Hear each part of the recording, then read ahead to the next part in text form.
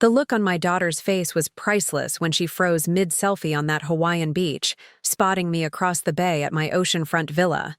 The same daughter who told me she couldn't possibly afford to fly me to their small family gathering for Christmas, leaving me alone for the holidays for the first time in my 70 years. Her mother-in-law nearly dropped her cocktail when my text arrived with a photo of their private sunset cruise captured perfectly through my telephoto lens. They had no idea about the inheritance money I'd secretly invested for decades. Some lessons about honesty and family loyalty simply can't be taught with words alone. Before we jump back in, tell us where you're tuning in from, and if this story touches you, make sure you're subscribed, because tomorrow I've saved something extra special for you. I, Eleanor Grace Patterson, was never supposed to have financial security in my golden years. Born in 1953 in the struggling textile town of Millwood, North Carolina, I entered a world where women's financial independence was rarely discussed, let alone planned for. Our neighborhood consisted of modest homes filled with factory workers, teachers, and shopkeepers, hardworking people who measured wealth not by bank accounts, but by the fullness of their dinner tables and the laughter of children playing in yards separated only by symbolic picket fences. My father, Henry Patterson, worked grueling shifts at the Millwood textile mill, the rhythmic clacking of the looms gradually claiming his hearing over decades of loyal service. He would return home, each evening, lint clinging to his clothes despite the careful brushing he gave them before leaving the factory floor. Despite his exhaustion, he never failed to ask about my schoolwork, or to share some small observation about the world that might expand my horizons beyond our small town.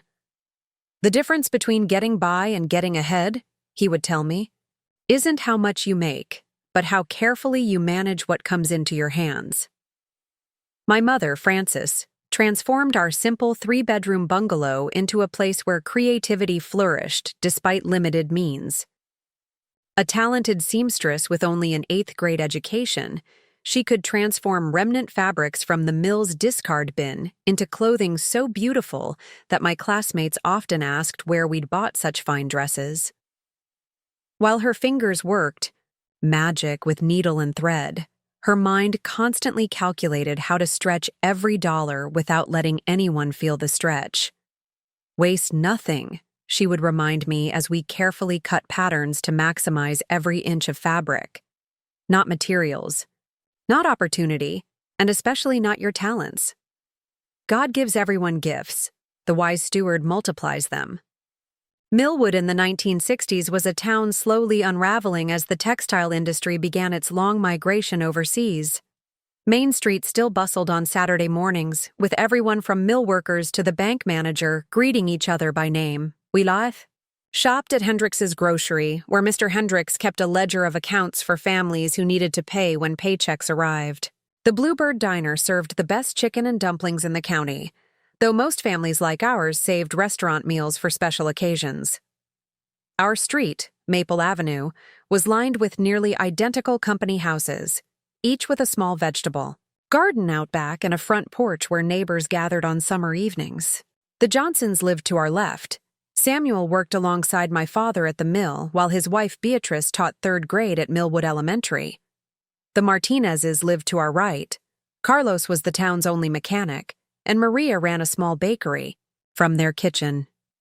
These neighbors formed an extended family, each household contributing what skills and resources they had for the collective well-being of our little community. My childhood was shaped by watching my parents plan carefully despite limited means.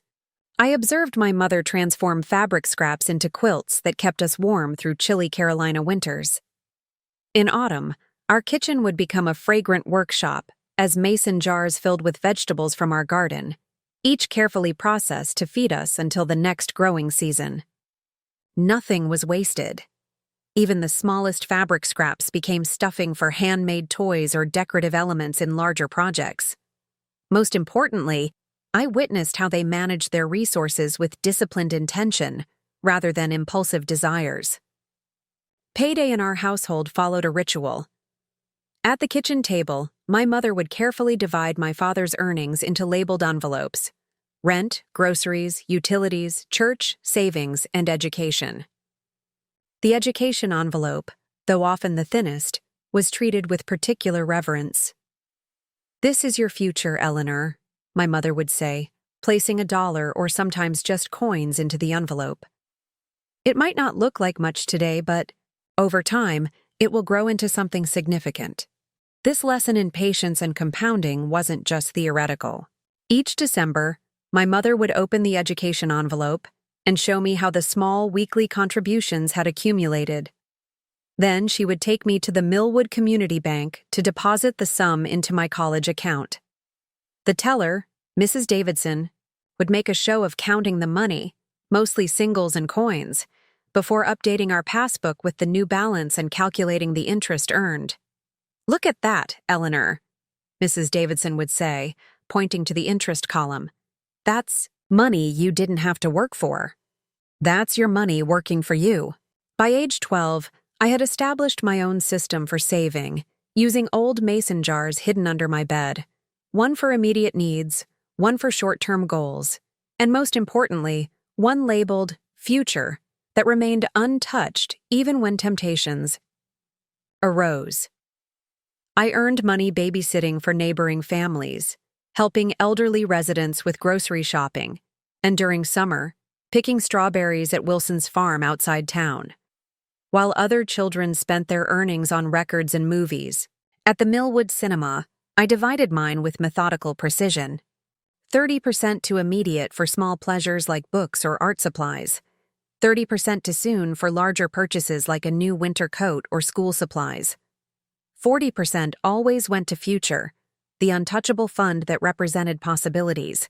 Beyond Millwood, most folks spend first and save what's left, which usually means saving nothing, my father explained one evening while helping me count my savings. "Smart people save first and spend what remains. It's a small difference that changes everything." I remember looking up from the neat piles of coins on my bedroom floor, struck by the simple wisdom in his words. At 12, I couldn't fully grasp the implications, but something about the principle resonated deeply. It wasn't just about money. It was about priorities, about making deliberate choices rather than falling into default patterns. This simple reversal of conventional behavior became my guiding principle. By 14, I had opened my own account at Millwood Community Bank, separate from the one my parents maintained for my education. Mrs. Davidson, impressed by my regular deposits, gave me a real ledger book to track my balance, interest, and financial goals. "You've got a good head for numbers, Eleanor," she observed after I calculated the compound interest correctly before she could. "You keep this up, and you'll go places most Millwood girls only dream about." By 16, while friends were saving for prom dresses or makeup, I had accumulated enough to make my first investment: shares in Carolina Telephone and Telegraph, a regional company my father believed would grow as communications technology advanced. The decision to invest raised eyebrows among my peers who couldn't understand delaying gratification for such a distant, uncertain goal. Martha Williams, the most popular girl in our class, was particularly vocal about her confusion during lunch. "In the Millwood High cafeteria. I don't get it, Ellie," she said, flipping her perfectly styled hair. "You could have the prettiest dress at prom, but instead you bought—" "What? A piece of paper that says you own part of some telephone poles?" I remember smiling at her bewilderment. "I don't own the telephone poles, Martha. I own a small part of what people pay to use those poles, now and in the future. The dress would be worn once and then hung in my closet, but this investment keeps working for me even when I'm sleeping." She rolled her eyes, clearly unconvinced, and changed the subject to Tommy Wilson asking her to prom. I didn't mind. Even then, I recognized that we were operating with fundamentally different assumptions about what mattered and why. Our modest circumstances meant college wasn't expected for a girl from our neighborhood in the early 1970s. Most Millwood girls were assumed to be headed for marriage, motherhood, or perhaps work as a secretary or nurse if they were particularly ambitious. Neither of my parents had education beyond high school. Their schooling cut short by the practical necessity of earning income during difficult times. Yet they spoke of education with reverence and created in me a determination to achieve what they hadn't been able to pursue. Throughout high school, I maintained a meticulous academic record while continuing to build my financial foundation. When my Carolina telephone stock increased in value by nearly 60% over 3 years, I reinvested the proceeds in a small, diversified portfolio based on research I conducted at the Millwood Public Library. The librarian, Mrs. Winters, began setting aside relevant sections from the Wall Street Journal and Forbes magazine for me, recognizing my unusual interest in financial matters. "You should consider studying business or economics in college," she suggested one afternoon as I pored over annual reports. "You have an aptitude that shouldn't go to waste." The possibility of college had always been present in my mind, but Mrs. Winters' comment crystallized something important. There were fields of study precisely aligned with my natural interests and abilities. That evening, I borrowed a catalog for the University of North Carolina from the library's reference section and spent hours analyzing degree programs, course requirements, and career pathways. Throughout my senior year, I applied for every scholarship available, wrote essays for national competitions, and worked multiple jobs to bolster my college fund. My parents contributed what they could, which wasn't much with the mill reducing shifts as orders declined, but their emotional support never wavered. The day I brought home my acceptance letter to UNC Chapel Hill, along with my detailed financial plan for attending without burdening my parents, was the first and only time I saw my father cry. He sat at our kitchen table, letter in one hand, my financial spreadsheets in the other, silent tears rolling down his weathered cheeks. Those tears, quickly wiped away with calloused fingers, taught me more about the value of planning than any words could have conveyed. It wasn't just that I had been accepted, it was that I had made it possible through years of small, consistent actions that had accumulated into something transformative. "How did you manage this?" my mother asked later that evening, examining the papers showing scholarship funds, campus job arrangements, and the savings I'd accumulated. "I learned from watching you both," I said simply. Small actions over time create possibilities that seem impossible at the start. The summer before college was bittersweet. The mill had announced another round of layoffs, and my father's seniority provided less protection than in previous cutbacks. I worried about leaving home with their financial situation becoming more precarious, but both my parents insisted I not delay my education. "You going to college is the best security plan we could ask for," my father said during one of our evening porch sits as we watched fireflies emerge in the gathering dusk. "Knowing you'll have opportunities we couldn't. Give your mother. That's worth more than any paycheck." I arrived at the University of North Carolina in August 1971, one of the few students from Millwood to ever attend college, and certainly the only one who arrived with both an investment portfolio and a comprehensive financial plan for the next 4 years. My roommate, Catherine Stafford from Charlotte's affluent Myers Park neighborhood, was initially confused by my careful budgeting and work schedule at the university library. "Why are you working so hard?" she asked during our first month. "College is supposed to be fun. Can't your parents handle the bills?" I tried explaining my background, but the gulf between Millwood and Myers Park proved difficult to bridge. Catherine's father was an executive at a regional bank. Her mother had never worked outside their home. The concept of educational funding, being a collective family sacrifice requiring years of preparation, was foreign to her experience. Those university years expanded my understanding of financial systems beyond the practical management I'd observed growing up. Majoring in business administration with a focus on accounting, I discovered the architecture of economic systems, how organizations managed resources, how timing affected outcomes, and most importantly, how fundamental principles of disciplined, Resource management applied equally to household budgets and international corporations. Professor James Richardson, who taught financial planning, became a particularly important mentor. After I stayed after class one day to ask detailed questions about retirement fund calculations, he invited me to participate in a special investment club he ran for his most promising students. Most undergraduates can't see beyond graduation day, he told me. You're thinking decades ahead. That's rare and valuable.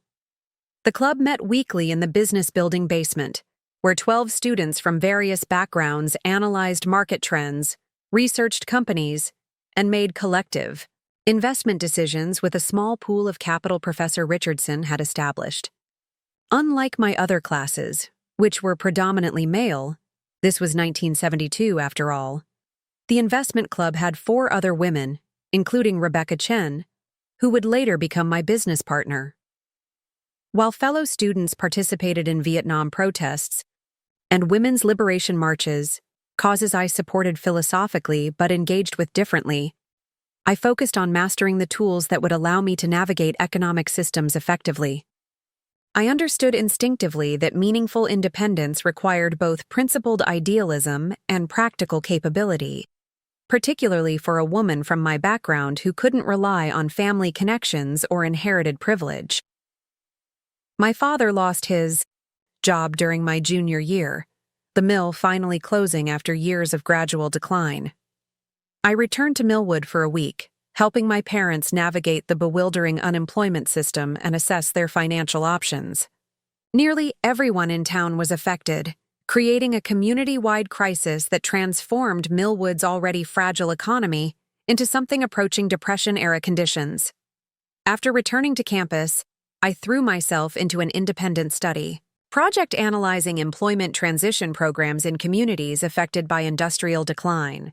The resulting paper, which combined economic analysis with practical assistance programs, won a statewide award and led to a summer internship with the North Carolina Department of Economic Development. Despite the family challenges, I maintained my academic focus, recognizing that completing my education represented the best long-term solution for both my future and my ability to eventually help my parents. When I graduated in 1975 with honors and job offers from several accounting firms, it represented not just personal achievement, but collective family triumph over circumstances that might have derailed my education entirely. I accepted a position with Harris and Associates, a mid-sized accounting firm in Raleigh that offered slightly lower starting salary than competitors, but provided broader client exposure and clearer advancement path. This decision, prioritizing growth opportunity over immediate compensation, reflected the long-term thinking that had become my characteristic approach to financial decisions. My first apartment was a modest one-bedroom in a building walking distance from the office, chosen specifically to eliminate the need for a car in my first year of employment.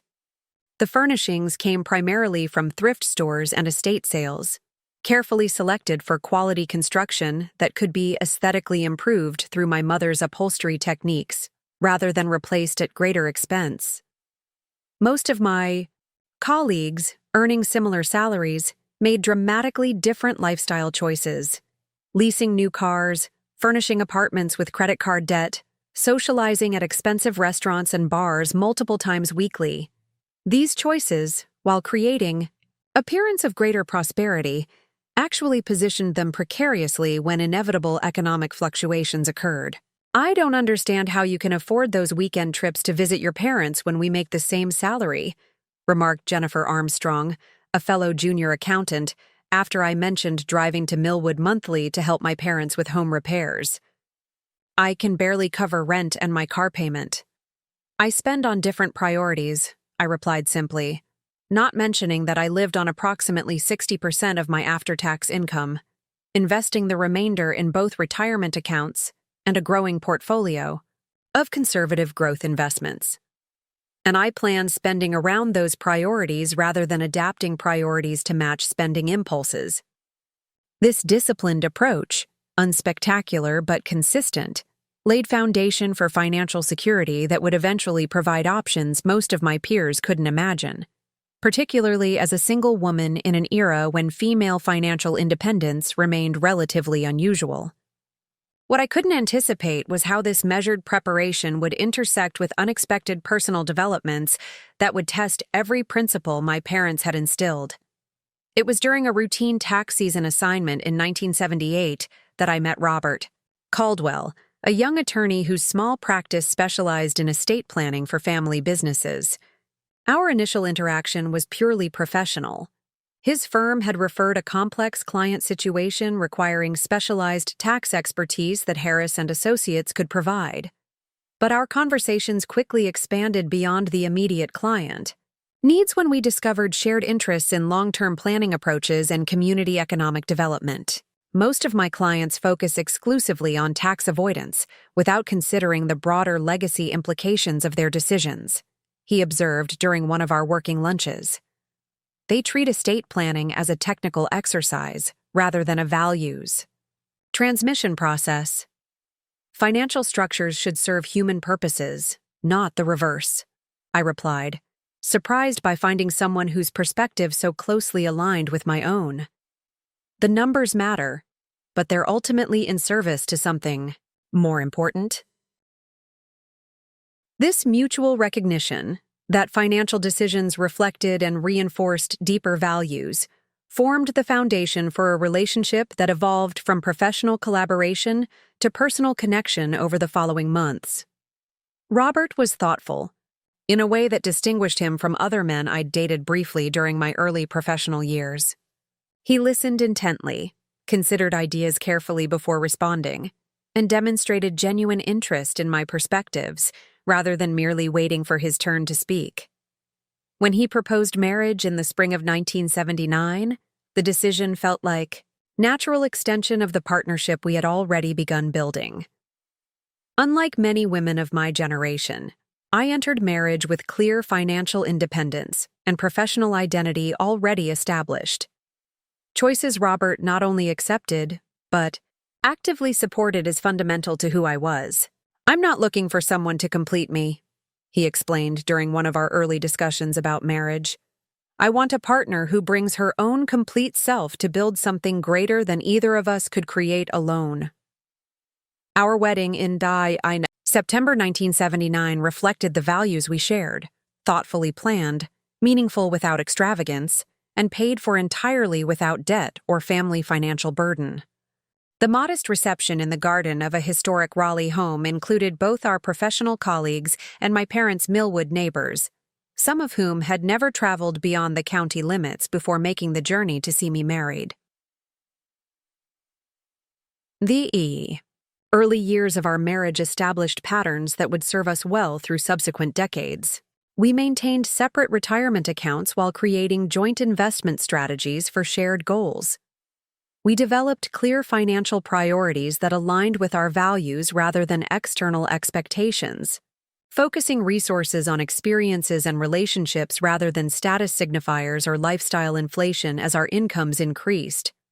When our daughter Sarah was born in 1982, these principles guided our approach to family finances and child rearing alike. Rather than reflexively moving to larger house in more prestigious neighborhood as many of our peers did when starting families, we carefully evaluated our actual space needs and community priorities. The result was thoughtful renovation of our existing home that created appropriate space for our growing family while maintaining the walkable neighborhood connections and reasonable commutes that supported our quality of life. Most importantly, we began systematic planning for Sarah's education from her earliest days, establishing college savings that would grow alongside her. The modest monthly contributions, representing commitment rather than convenience, reflected the same disciplined approach my parents had modeled with their education envelopes decades earlier. "We're not just saving money," I explained to Robert, as we set up the automatic transfers. "We're teaching values through our priorities, whether Sarah consciously recognizes it now or not." As Sarah grew from infant to toddler to school-age child, I was struck by how thoroughly the lessons of my Millwood childhood applied to parenting despite dramatically different circumstances. The specifics might change. Our family wasn't facing the economic precarity my parents had navigated, but the fundamental principles of intentional resource management, future orientation, and values alignment remained equally relevant. The most significant parenting challenge wasn't financial provision, but value transmission in context of relative abundance. How could we teach Sarah the principles that had served us so well when she wasn't experiencing the necessity that had made those lessons so visceral in my own childhood? This question would shape our parenting approach through subsequent decades, with outcomes I couldn't possibly have anticipated as I watched her take her first steps across our living room floor in 1983. Raleigh in the early 1980s was a city transforming from sleepy southern capital to emerging technology hub as Research Triangle Park attracted companies seeking educated workforce and lower operating costs than northeastern urban centers. This economic evolution created backdrop for our family's development during formative years of Sarah's childhood and my professional advancement. My position at Harris & Associates evolved steadily as I demonstrated aptitude for increasingly complex client situations. By 1985, I had been promoted to senior accountant with particular focus on small business clients navigating growth transitions. Many were first-generation entrepreneurs whose technical expertise or market insights hadn't necessarily prepared them for the financial management challenges that accompanied success. Most of my clients understand their core business intuitively, but get overwhelmed by the financial structures that sustainable growth requires, I explained to Robert during a rare weekend getaway while my parents visited to spend time with 3-year-old Sarah. They need more than technical expertise. They need translation between business operations and financial implications. This insight, recognizing the human dimension within financial systems, became increasingly central to my professional approach.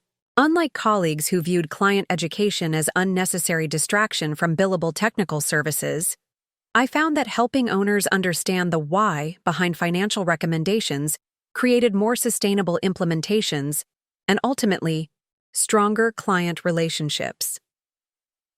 By 1987, this distinctive approach had attracted attention from firm leadership. Harold Martin, the managing partner who had originally hired me, requested meeting that would unexpectedly redirect my career trajectory. Your client retention rates are nearly 20% higher than firm average, he noted, reviewing performance metrics spread across his mahogany desk. And your implementation success for recommended structural changes exceeds department standards by similar margin. We'd like you to develop training programs sharing your client education techniques with the broader team. This request, recognition of the value in my relationship-centered approach, led to creation of client education framework that would eventually become signature offering differentiating Harris & Associates from competitors focused exclusively on technical deliverables. The resulting program, combining financial literacy fundamentals with business-specific applications, transformed how the firm engaged with small business clients navigating growth transitions. The professional advancement that followed, promotion to manager in 1988 and senior manager in 1991, provided both increased compensation and greater flexibility to shape client relationships according to my values-based approach. This evolution coincided with Sarah's early school years, creating opportunity to align professional success with family priorities during crucial developmental period. Unlike many working mothers facing binary choices between career advancement and family engagement, I negotiated balanced arrangement that acknowledged both dimensions as essential rather than competing priorities. This wasn't without challenge, particularly in professional environments still adjusting to women in leadership roles, but the financial foundation established throughout my earlier career provided negotiating leverage that many peers lacked. The flexibility I need costs the firm nothing in productivity, I pointed out during compensation discussion following my senior manager promotion. The results demonstrate that my approach enhances client outcomes regardless of when or where the work occurs. The billable hours remain consistent while client retention improves. This practical framing, emphasizing business outcomes rather than personal accommodation, reflected lesson learned watching my mother negotiate with fabric suppliers decades earlier. By focusing on mutual benefit rather than personal need, I established sustainable arrangement that supported both professional advancement and active engagement in Sarah's education and development. Those precious after-school hours between 3:30 and 6 became sacred family time, regardless of work demands. While other parents scrambled for childcare coverage or relied on extended school programs, I structured client meetings and team collaborations around this non-negotiable commitment. The discipline required advanced planning and occasional late-evening work after Sarah's bedtime, but the investment in her developmental support proved invaluable as she navigated elementary school years. "You're the only mom who comes to every school event," Sarah observed after her fourth-grade talent show, where she had performed flute solo she'd practiced for weeks. "Most kids just have their moms at the big stuff, but you're always there." This consistent presence, attending classroom celebrations, volunteer reading sessions, and routine parent conferences alike, created foundation of security and support. That shaped Sarah's early confidence and academic engagement. The priority wasn't perfect performance in either professional or parenting domains, but intentional presence that demonstrated values through actions rather than merely words. Robert's legal practice followed parallel evolution during this period, specializing increasingly in succession planning for family businesses. His work frequently extended beyond technical legal structures to include facilitation of difficult family conversations about values, capabilities, and intergenerational expectations. This shared professional interest in the human dimensions of financial decisions provided rich foundation for our partnership both within and beyond parenting responsibilities. "The technical aspects of estate planning are relatively straightforward," he observed during evening discussions that often extended long after Sarah's bedtime. "The real challenges involve helping families align financial structures with relationship, realities, and value priorities. The documents merely formalize decisions that families must make with or without professional guidance." This perspective, prioritizing human outcomes above technical efficiency, characterized our approach to family financial decisions throughout Sarah's childhood. Major purchases involved thoughtful consideration of alternatives, explicit discussion of trade-offs, and clear connection to identified family priorities. Vacations were planned with educational components alongside recreational enjoyment. Housing decisions balanced community qualities with investment considerations rather than pursuing maximum square footage or status signifiers. Most importantly, we involved Sarah in age-appropriate financial discussions from early childhood, helping her develop framework for evaluating resources against priorities rather than merely imposing restrictions without context. By age 8, she maintained simple accounting of her modest allowance in ledger book, similar to one Mrs. Davidson had given me decades earlier at Millwood Community Bank. Recording what you receive and how you allocate it isn't about tracking pennies, I explained while helping her set up her first systematic records. It's about making intentional choices rather than wondering where resources went after they're already spent. This early financial literacy, developed through practical application rather than abstract instruction, laid foundation for Sarah's later understanding of more complex economic concepts. By middle school, she demonstrated sophisticated grasp of opportunity costs, compound growth, and relationship between financial decisions and future options that distinguished her from peers whose understanding remained limited to immediate consumption choices. The most significant parenting challenge throughout this period involved balancing material comfort with appreciation for resources that remained inaccessible to many families. Our household income, while modest by professional standards and growing technology center, placed us firmly within upper middle class, circumstances dramatically different from my Millwood upbringing, where economic constraints were daily reality rather than theoretical concept. How do we help Sarah understand value of resources she's never had to worry about? I asked Robert one evening after she had casually mentioned classmates' second home at nearby lake, without recognizing extraordinary privilege such property represented. By connecting resources to purpose rather than status or comparison, he suggested after thoughtful consideration. The question isn't whether something is affordable, but whether it serves values and priorities that matter to our family. This approach, evaluating options against values rather than merely financial capacity, became central framework for family decisions throughout Sarah's childhood and adolescence. Major purchases or experiences required articulation of purpose, beyond acquisition itself. Charitable giving involved Sarah's participation in evaluating organizations and determining appropriate allocation. Family vacations balanced enjoyment with educational experiences that expanded cultural understanding beyond comfortable middle-class perspective. The approach yielded encouraging results as Sarah entered adolescence with notably mature perspective on material resources and their relationship to broader values. Unlike many peers whose identity and social relationships centered around consumption patterns and status markers, she demonstrated thoughtful discernment that considered longer-term implications alongside immediate gratifications. Madison's parents bought her new car for her 16th birthday, she mentioned during dinner shortly after obtaining her driver's license in 1998. It's nice, but seems excessive when she's still learning to drive and doesn't have to help pay for insurance or maintenance. I'd rather continue saving for college and use the family car when needed.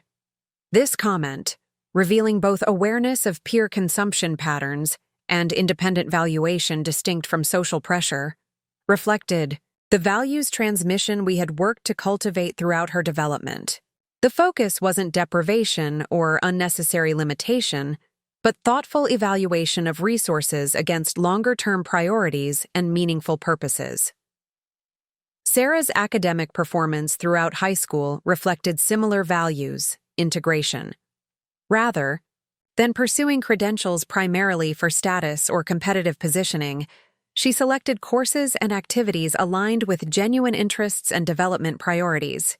This approach, prioritizing authentic engagement over resume building, distinguished her from many achievement-oriented peers whose frenetic activity levels often masked limited intrinsic motivation.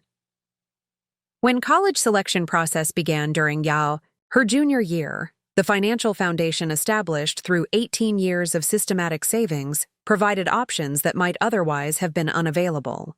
Unlike many families facing crushing educational debt or limiting choices based on cost constraints, we could support Sarah's attendance at institutions selected primarily for educational fit rather than financial considerations. The college fund isn't blank check for any choice regardless of value, I explained during early discussions about university options. It's resource created to support thoughtful decision aligned with your educational goals and career interests. The question isn't simply what's affordable, but what represents meaningful investment in your development. This framing, positioning education as investment requiring thoughtful evaluation rather than consumption experience or status credential, guided extensive exploration process during Sarah's junior and senior years. Campus visits focused on instructional quality and learning environment rather than amenities or social scene.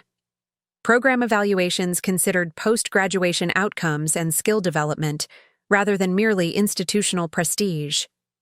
The ultimate decision, accepting offer from highly regarded but not Ivy League business program offering merit scholarship covering approximately half the attendance cost, reflected thoughtful balance between educational quality, financial stewardship, and alignment with Sarah's emerging career interests in marketing and business development.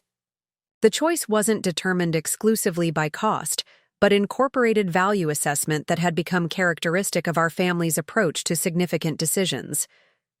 Sarah thrived during undergraduate years, combining strong academic performance with leadership roles in business-oriented student organizations and summer internships, providing practical experience in marketing and communications fields.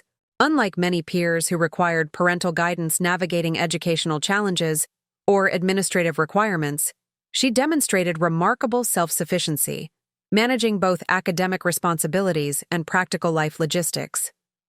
"You've raised remarkably independent young woman," observed Catherine Stafford, my former college roommate who had reconnected when her son enrolled at same university several years earlier, during parent weekend visit during Sarah's junior year. "David calls me twice weekly for everything from laundry advice to administrative deadline reminders despite being academically capable student. We've tried to support capability development rather than creating dependency," I replied, recognizing both the satisfaction and occasional bittersweetness of watching my daughter navigate adult responsibilities with minimal parental intervention. The goal was always preparing her for independent decision-making rather than directing choices indefinitely. This philosophy, prioritizing capability development over prolonged dependence, guided our approach through Sarah's college graduation in 2004 and subsequent transition to professional employment with regional marketing firms specializing in technology clients. Rather than continuing financial support through early career years as many of her peers' parents did, we focused on coaching through professional challenges and strategic career development while maintaining clear expectation of financial self-sufficiency. Sarah's professional trajectory accelerated more rapidly than either Robert or I had anticipated. Her natural marketing instincts, combined with technical understanding developed through collegiate business education, proved particularly valuable as social media and digital marketing transformed industry practices. By 2008, at just 26, she had advanced to senior coordinator position managing significant client relationships and supervising small team implementing digital marketing strategies. It was during this professional growth period that Sarah met James Mitchell, a software engineer whose technical expertise complemented her marketing orientation. Their initial connection through professional networking event quickly evolved into personal relationship characterized by shared ambition and complementary strengths, his analytical precision balancing her creative communication skills. When they announced their engagement in late 2009 after 18 months of dating, the match seemed promising from both personal compatibility and practical complementarity perspectives. James demonstrated thoughtfulness, professional dedication, and authentic appreciation for Sarah's capabilities that aligned with values Robert and I had hoped she would prioritize in potential partner. The wedding planning process, however, revealed concerning dynamic that would eventually become pattern extending beyond the celebration itself. James's mother, Victoria Mitchell, exerted influence over decisions ranging from venue selection to ceremony details, often framing preferences as expectations rather than suggestions. While not overtly controlling, her approach involved subtle but consistent pressure, prioritizing Mitchell family traditions and social expectations over brides, preferences, or practical considerations. "The country club is simply expected for family of our standing," Victoria stated during venue discussion, dismissing Sarah's preference for historic downtown location with better accessibility for elderly relatives and significantly lower cost. "The Mitchell name means something in this community, and certain standards must be maintained." The certain standards frequently aligned with maximum expense and traditional status markers, rather than meaningful personalization or practical value considerations. While Victoria wasn't directly financing most wedding elements, her persistent influence created tension between maintaining positive relationship with future mother-in-law and implementing celebration aligned with values Sarah had developed throughout her upbringing. "I don't want to start marriage with unnecessary family tension," Sarah explained when accepting Victoria's country club recommendation, despite her own different preference. "Sometimes flexibility matters more than getting your way on specific details." While understanding the relationship navigation importance, I noted pattern concerning me more than individual decisions. Sarah's increasing deference to mother-in-law preferences on matters where her own values had previously guided choices. The accommodation wasn't merely diplomatic compromise, but subtle shift in decision-making framework that prioritized approval and acceptance over principles that had characterized her approach throughout earlier development. The wedding itself, in spring 2010, was objectively beautiful celebration, though notably more formal and traditional than might have been predicted based on Sarah's previous aesthetic and practical preferences. The Mitchell family connections dominated guest list, with their social and professional network occupying prominent reception tables, while Patterson family representation remained limited to immediate family and few closest friends from Millwood and Raleigh communities.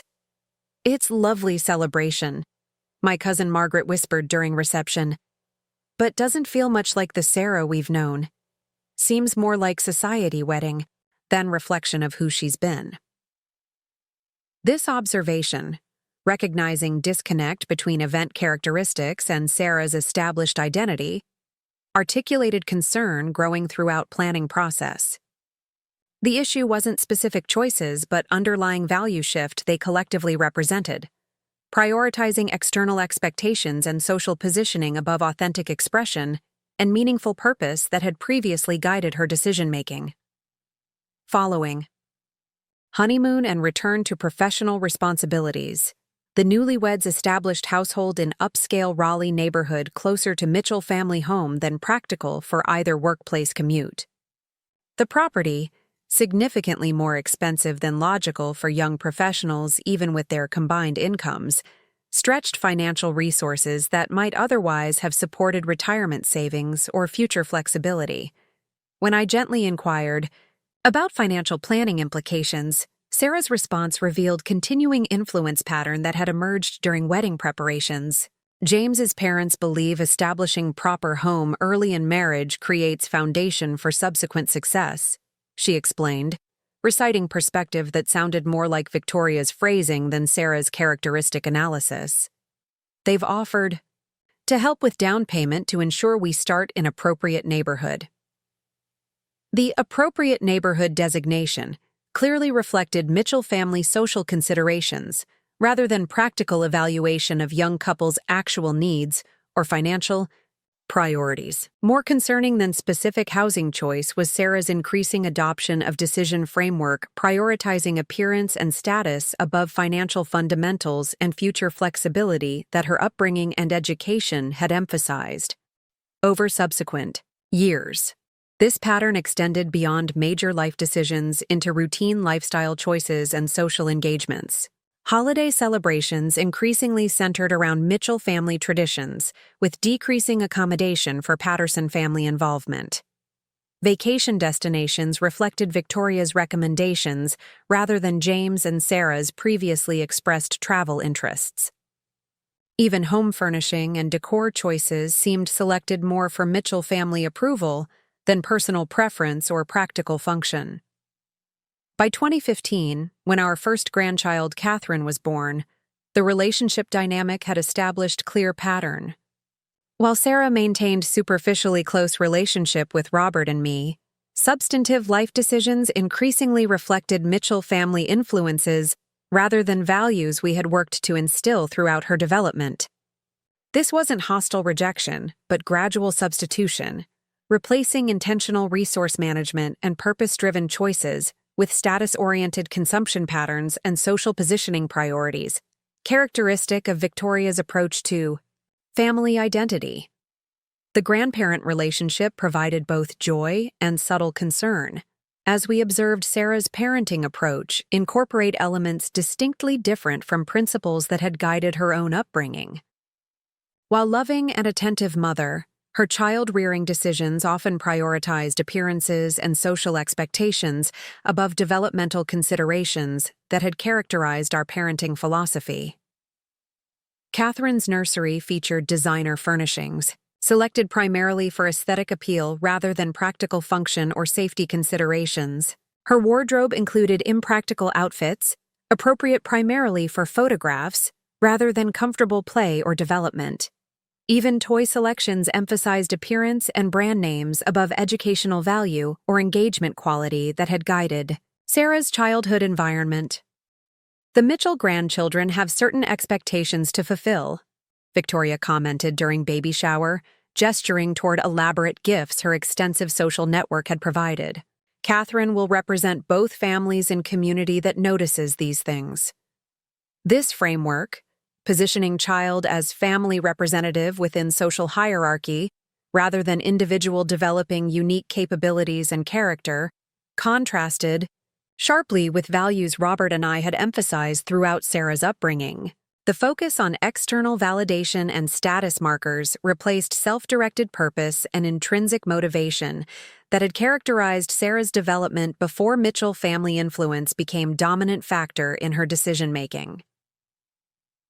When second grandchild Thomas arrived in 2018, the pattern had solidified into established family culture that neither Robert nor I felt appropriate challenging directly. While maintaining loving relationship with both grandchildren and supporting Sarah's parenting wherever values aligned, we recognized her adult autonomy required accepting decisions that diverged from principles we might have prioritized. We raised her to make independent choices. Robert reminded me during particularly frustrating moment when Sarah canceled planned family weekend because Victoria had organized competing social engagement. Those choices won't always align with our values or preferences, but respecting her autonomy means accepting decisions we might make differently. This philosophical alignment, supporting adult child's independence even when disagreeing with specific choices, guided our approach through increasingly asymmetrical family relationship developing between 2015 and 2020. While Sarah maintained regular contact through calls, texts, and occasional family gatherings, substantive engagement diminished as Mitchell family influence expanded throughout her daily life and decision-making framework. The relationship imbalance became particularly evident during holiday celebrations, with Christmas arrangements increasingly centered around Mitchell family preferences with minimal accommodation for Patterson traditions or scheduling considerations. What began as reasonable compromise evolved toward expectation that Robert and I would simply adjust to whatever arrangements Victoria established for extended Mitchell family gathering, regardless of our own preferences or traditional celebrations.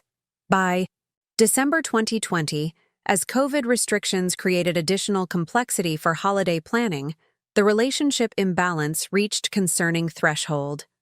Despite pandemic limitations that had kept us from seeing grandchildren for several months, Sarah informed us that Christmas celebration would be limited to immediate household members at their home, with no extended family gatherings possible, due to health precautions. "We just can't risk exposure with young children," she explained during apologetic phone call 2 weeks before holiday. "I know it's disappointing, but we're making same decision with both families. No exceptions for anyone this year." The health-conscious decision seemed entirely reasonable given pandemic circumstances, and we fully supported prioritizing safety above traditional gatherings during extraordinary public health crisis. The explanation provided clear framework we willingly accepted despite disappointment at missing grandchildren during special season. What we couldn't have anticipated was how dramatically this reasonable pandemic precaution would reveal relationship pattern we had observed but never directly confronted throughout preceding decade. The revelation came through innocent source that Sarah could never have anticipated. On December 23rd, 2 days before the Christmas celebration we'd been told was canceled due to pandemic precautions, I received unexpected text message from my cousin Margaret's grandson, who attended same private school as Catherine. "Merry Christmas. Aunt Eleanor, Mom wanted me to wish you happy holidays since we won't see you at school party this year. Hope you're not too sad about Sarah and the kids being in Hawaii. Maybe you can FaceTime on Christmas morning." The message, sent with kind intentions from teenager unaware of circumstances, created momentary confusion that quickly transformed into painful clarity. The pandemic precautions preventing holiday gathering hadn't been universally applied as Sarah had claimed. They had been selectively implemented to justify excluding Patterson family while Mitchell family celebration continued in luxurious Hawaiian location. Rather than immediately confronting Sarah with evidence of deception, I took measured approach that had characterized my response to difficult situations throughout life. First, I verified information through discreet inquiry that confirmed Mitchell family Hawaiian vacation without creating social complications for either Sarah or innocent connections who had inadvertently revealed situation. Simple social media. Search revealed Victoria Mitchell had indeed posted thinly veiled references to special family Christmas plans, requiring extensive preparation and excitement about creating memories in paradise, with subtle backdrop elements confirming Hawaiian destination and photographs posted just hours earlier. While Sarah maintained minimal social media presence, James's sister had tagged him in airport departure post, showing clearly identifiable terminal signage for Hawaiian Airlines flight. The evidence, while painful to discover, provided clarity regarding situation that speculation alone couldn't have confirmed. The vacation wasn't last-minute opportunity or misunderstanding. The detailed planning evident in Victoria's preparations indicated weeks or months of arrangement that directly contradicted Sarah's explanation about household-only celebration, necessitated by pandemic precautions. Most concerning wasn't vacation itself, but deliberate deception involved in explanation provided. Rather than simply indicating Mitchell family plans took precedence, disappointing but honest position, Sarah had manufactured health-related justification that leveraged legitimate pandemic concerns to prevent questioning what was fundamentally preference-based decision. After confirming details through multiple sources, I shared discovery with Robert, whose initial reaction combined anger and profound disappointment. His legal training quickly gave way to parental emotion as implications became clear. 40 years of prioritizing her development and supporting her choices, he said quietly, staring at flight confirmation details we'd uncovered through simple search. And this is how she values our relationship. Not even honest explanation, but manipulative lie using public health crisis as cover for simply preferring Victoria's plans. The hurt stemmed not merely from missing holiday celebration, but from fundamental breach of trust and values disconnect the deception represented. The Sarah we had raised, thoughtful, principled, considerate of others' feelings, seemed increasingly distant from adult daughter whose choices now prioritized Mitchell family's social positioning above basic honesty with parents who had supported her development throughout life. After processing initial emotional response, we discussed appropriate reaction that would maintain dignity while establishing clear boundaries regarding acceptable relationship parameters. The approach reflected values consistency rather than emotional reaction, addressing behavior patterns rather than isolated incident while maintaining perspective that supported potential relationship repair if Sarah recognized consequences of choices made. We can't control her priorities or force relationship balance she doesn't value, I observed after emotional intensity had subsided into more measured evaluation. But we can establish clear expectations regarding honesty and respect that define conditions for continuing relationship on terms that honor our dignity and values. This framework, focusing on relationship conditions rather than specific incident, guided careful response that would communicate appropriate boundaries without creating irreparable family division. The approach reflected lifetime pattern of measured financial management applied to emotional resources, investing where meaningful returns remained possible while limiting exposure to situations demonstrating poor stewardship of relationship capital. Rather than immediately confronting Sarah while she traveled with Mitchell family, we decided to allow holiday period to conclude without disruption. This wasn't conflict avoidance, but strategic decision, recognizing that productive conversation required appropriate timing and context. Creating dramatic confrontation during family vacation would likely produce defensive reaction, rather than thoughtful reconsideration of choices made and values demonstrated. Meanwhile, I began systematic review of financial arrangements established decades earlier to support Sarah's long-term security. These included investment accounts, insurance policies, and estate planning structures designed to provide generational wealth transfer, aligned with values we had attempted to instill throughout her development. The review wasn't vindictive resource withdrawal, but thoughtful reconsideration of whether planned transfers remained aligned with original purpose, given evident values divergence between Sarah's current priorities and principles. These resources were intended to support. The financial structures had been designed not merely as material provision, but as practical extension of values framework regarding resource stewardship and purposeful allocation. If she's adopted Victoria's approach to status-based consumption and appearance-driven choices, I explained to Robert during thorough evaluation of established arrangements, additional resources may simply accelerate values-inconsistent lifestyle, rather than supporting meaningful security and purpose-driven allocation originally intended. This assessment, evaluating resource transfers against purpose alignment rather than merely familial obligation, reflected consistent application of principles that had guided financial decisions throughout my life. The question wasn't punitive, restriction but appropriate stewardship, ensuring resources supported values and priorities that gave meaning to their accumulation and preservation across decades. The financial review coincided with unexpected development that would dramatically reshape our approach to the situation. In early January 2022, shortly after Sarah and Mitchell family returned from Hawaiian holiday, Robert received devastating diagnosis that would force immediate reconsideration of priorities and relationship boundaries. The routine physical examination had revealed advanced pancreatic cancer with limited treatment options given progression already evident before symptoms had appeared. The prognosis, measured in months rather than years, created urgency regarding both practical preparations and relationship considerations that previous timeline might have addressed more gradually. This diagnosis transformed abstract questions about appropriate boundaries and consequences into immediate practical considerations requiring definitive resolution. The limited remaining time eliminated luxury of extended relationship repair process that might have eventually restored balance through gradual realignment and mutual accommodation. Whatever happens with Sarah, I need to know you'll be secure and supported, Robert insisted during difficult conversation following detailed consultation with medical specialists. We need to finalize arrangements ensuring your priorities and needs remain protected, regardless of how family relationships evolve through whatever time remains.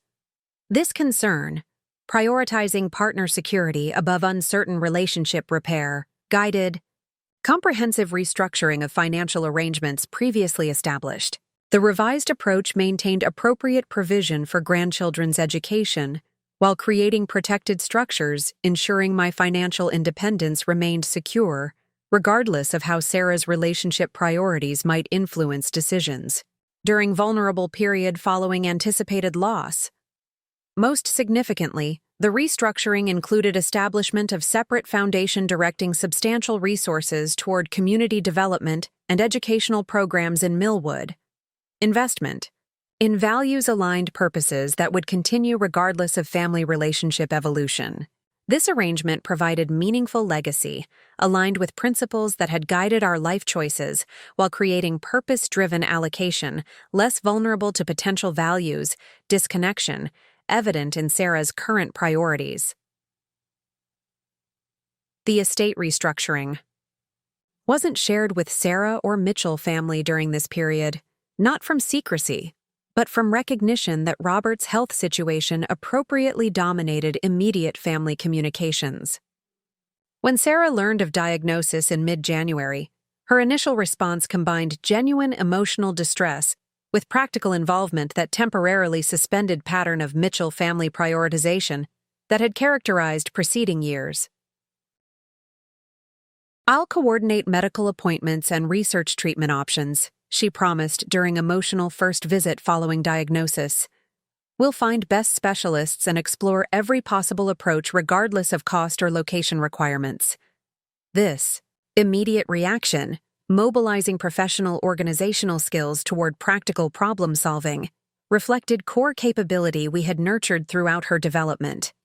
The focused determination and systematic approach demonstrated fundamental strengths, temporarily obscured by years of Mitchell family influence and values redirection.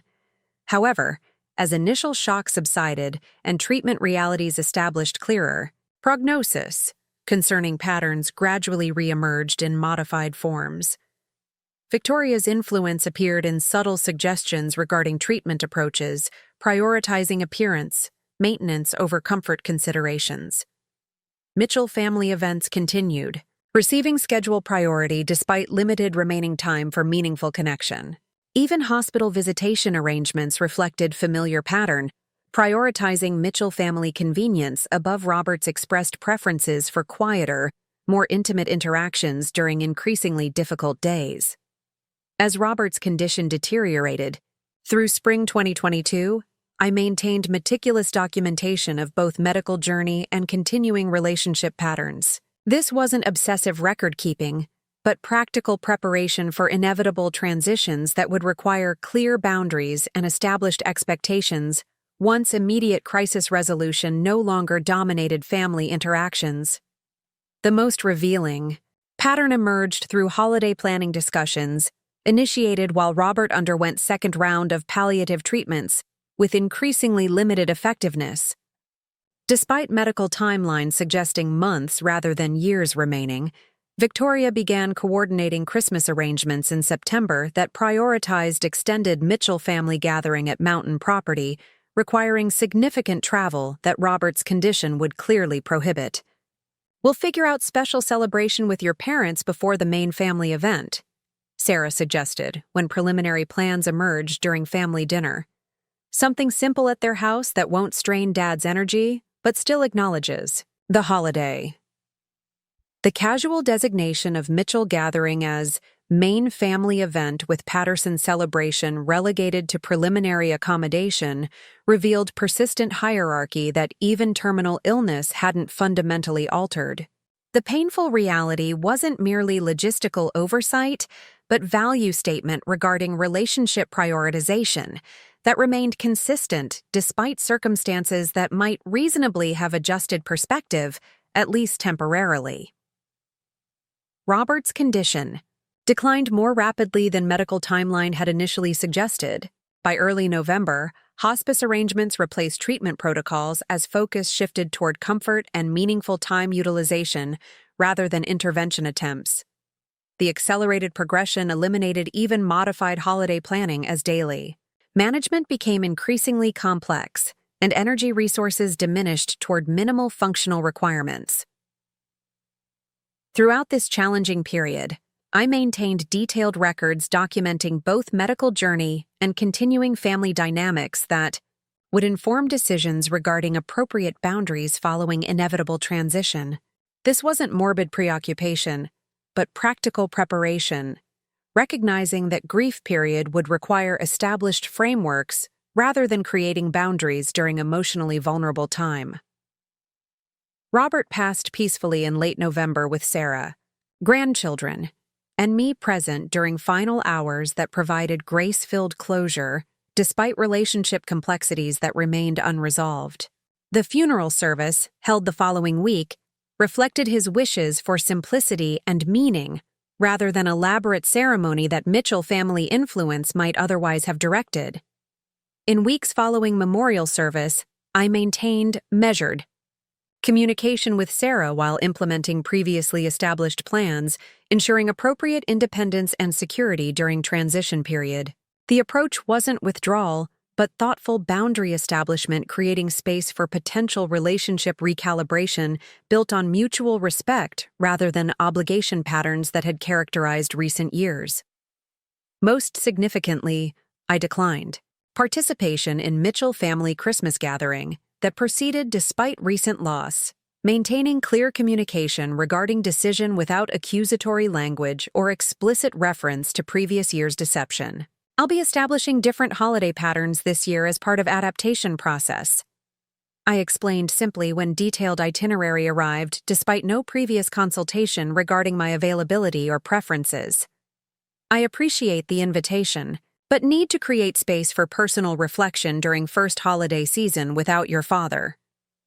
This measured response, neither confrontational nor submissive, established clear boundary without creating unnecessary conflict during period, when grief processes might reasonably have complicated productive communication. The approach reflected lifetime pattern of resourceful independence rather than reactive opposition or passive acceptance of arrangements misaligned with personal values and needs.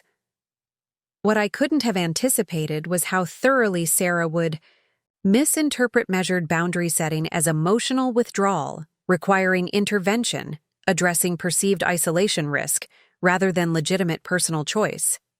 The misinterpretation revealed concerning assumptions regarding my capabilities and independence that extended beyond relationship issues into fundamental questions about autonomy and self-determination that would quickly manifest in increasingly problematic interference attempts. The first indication appeared through casual comments about housing arrangements during routine January visit that had become weekly pattern following Robert's passing. While discussing minor plumbing repair I had arranged with trusted contractor, Sarah introduced suggestion revealing perspective that caught me completely unprepared. "Have you considered whether maintaining this house still makes sense for you?" she asked with practiced casualness that immediately signaled rehearsed approach rather than spontaneous inquiry. It's a lot of responsibility for someone living alone, especially with maintenance issues continuing to emerge. The framing, positioning routine home ownership as potentially overwhelming burden rather than manageable responsibility, I had competently handled throughout adult life, indicated perspective that bore little relationship to demonstrated capabilities or current functioning. The subtle infantilization reflected Victoria's influence more than Sarah's historical understanding of my practical competence, managing considerably more complex responsibilities throughout professional career. Rather than defensive reaction, I responded with measured clarity, addressing implicit assumptions directly. "The house requires exactly the same maintenance it did when your father was alive," I noted calmly. "I've managed household operations, investment portfolios, and professional responsibilities simultaneously for decades. Minor plumbing repair hardly constitutes concerning burden beyond reasonable capability." The response, factual rather than emotional, temporarily suspended further help suggestions during that particular visit. However, subsequent interactions revealed established pattern rather than isolated inquiry, as Sarah introduced increasingly specific alternatives to independent living arrangements, despite no demonstrated need for modified housing or assistance. Provisions. By March 2022, these casual suggestions had evolved into coordinated campaign involving both Sarah and Mitchell family connections with relevant professional positions. Realtor contacts happened to know about perfect downsizing opportunities, ideally suited for someone in your situation. Financial advisor acquaintances offered unsolicited portfolio reviews, addressing common concerns facing recent widows. Even healthcare providers suddenly included memory assessment questions during routine appointments where no cognitive concerns had been indicated by either symptoms or observation. The coordinated nature of these approaches, too consistent for coincidental timing, suggested organized effort rather than independent concerns from multiple sources.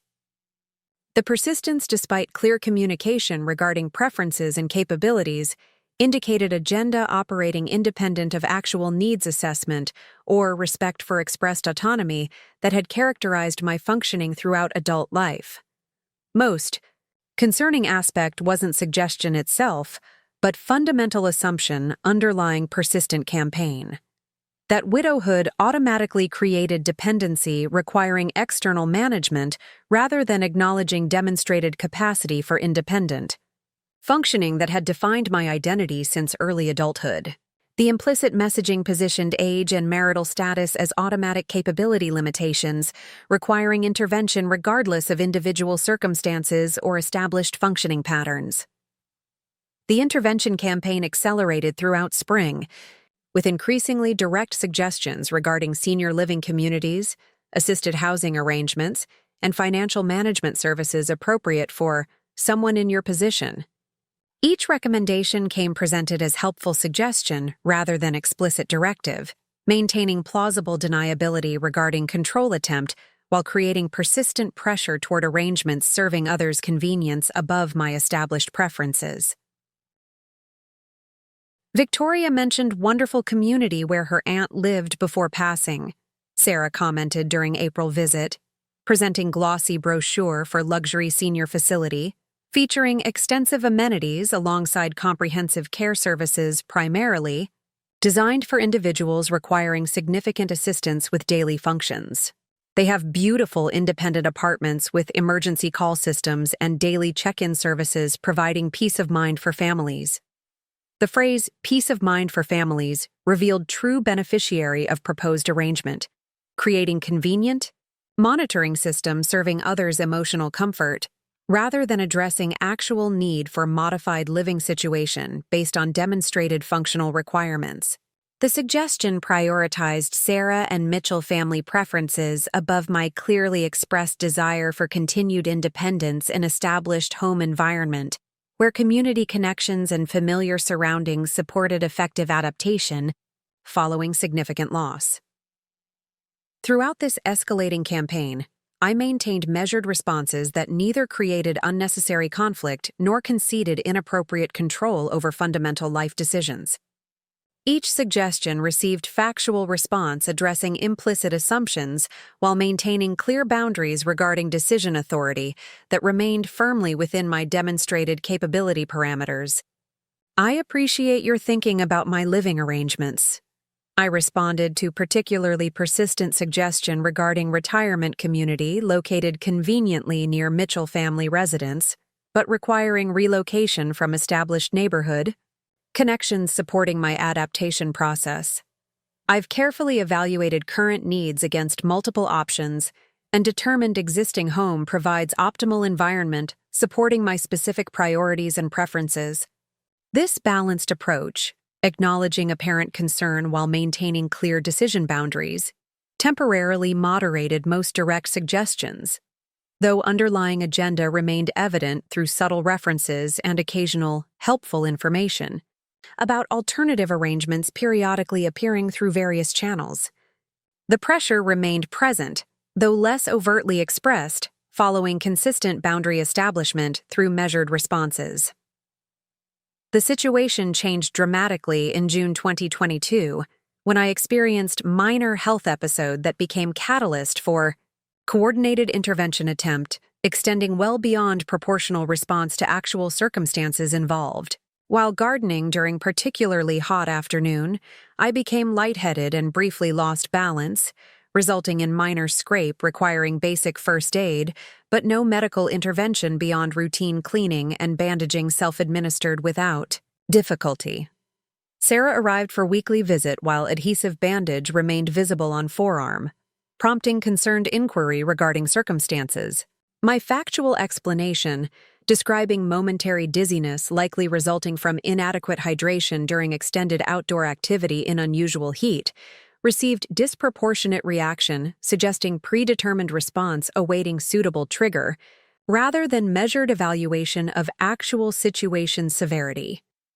"This is exactly what we've been concerned about," she declared, with intensity, suggesting much more serious incident than minor scrape resulting from momentary imbalance. "You're living, alone without proper monitoring systems, creating safety risks that could have serious consequences if more significant medical event occurs." The response, treating minor incident as validation for extensive intervention rather than the response, treating minor incident as validation for extensive intervention rather than routine occurrence requiring no special attention, revealed. Approach seeking justification for predetermined action plan rather than appropriate response to actual circumstances.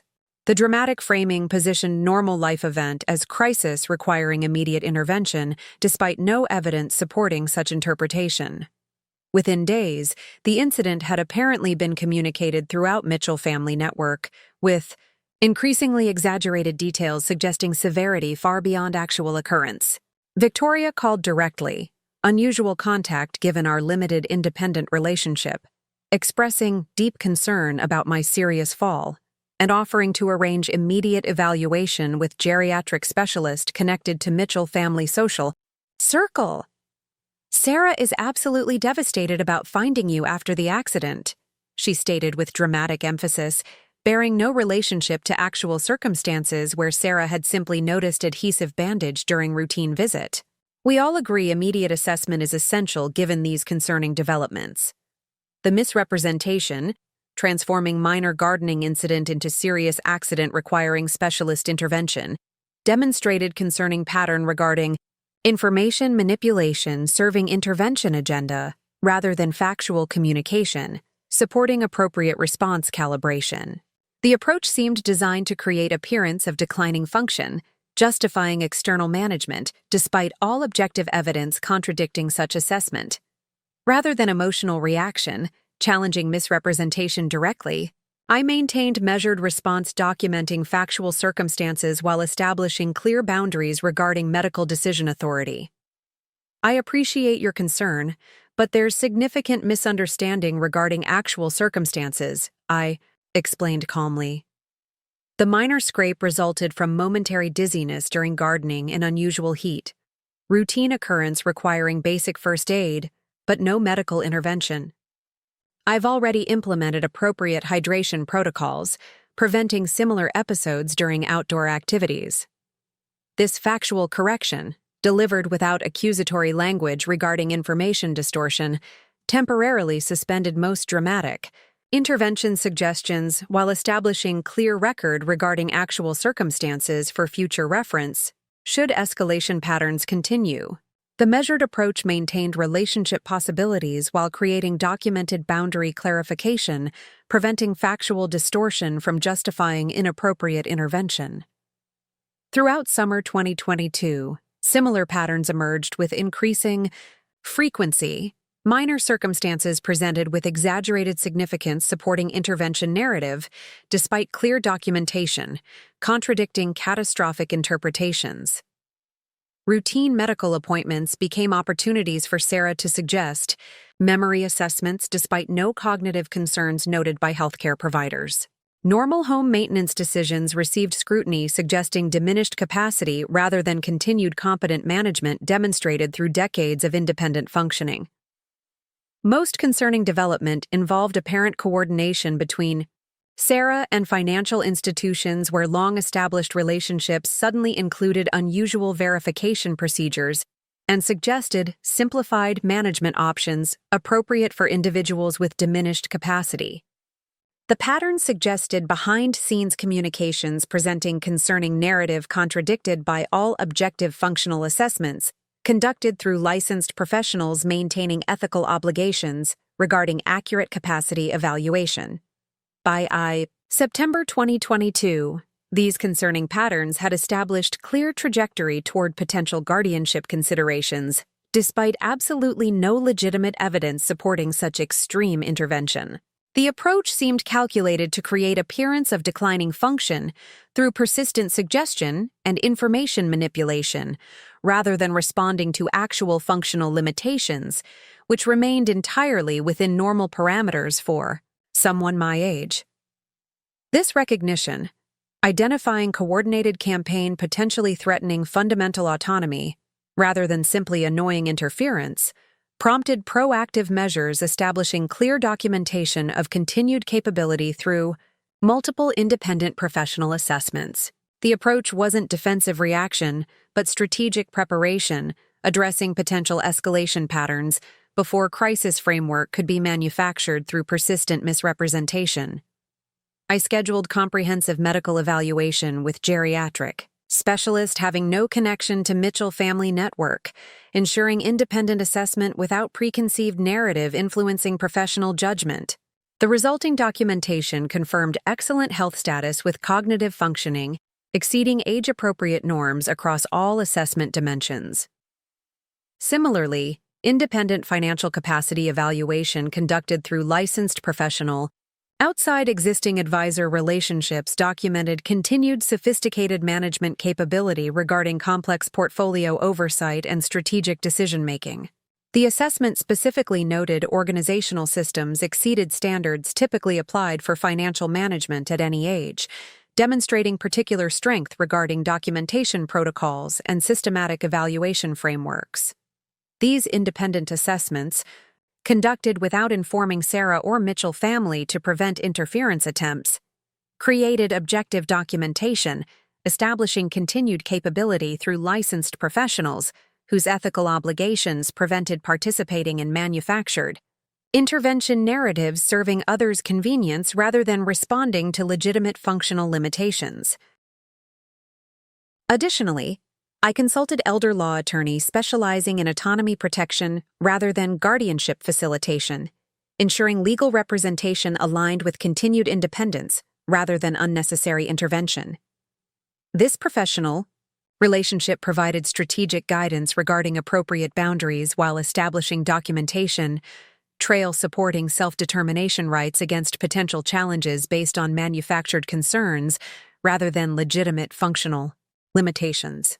Unfortunately, what you're describing represents increasingly common pattern within certain family systems, Attorney Margaret Chen explained during initial consultation after reviewing documentation and incident history. The combination of aging, widowhood, and financial resources often triggers control attempts justified through concern narratives, despite no legitimate evidence supporting intervention necessity. This professional validation, confirming observed patterns, represented recognized phenomenon rather than paranoid interpretation, provided important perspective guiding strategic response development that maintained both legal protection and relationship possibilities without unnecessary confrontation, escalating family tensions beyond productive resolution potential.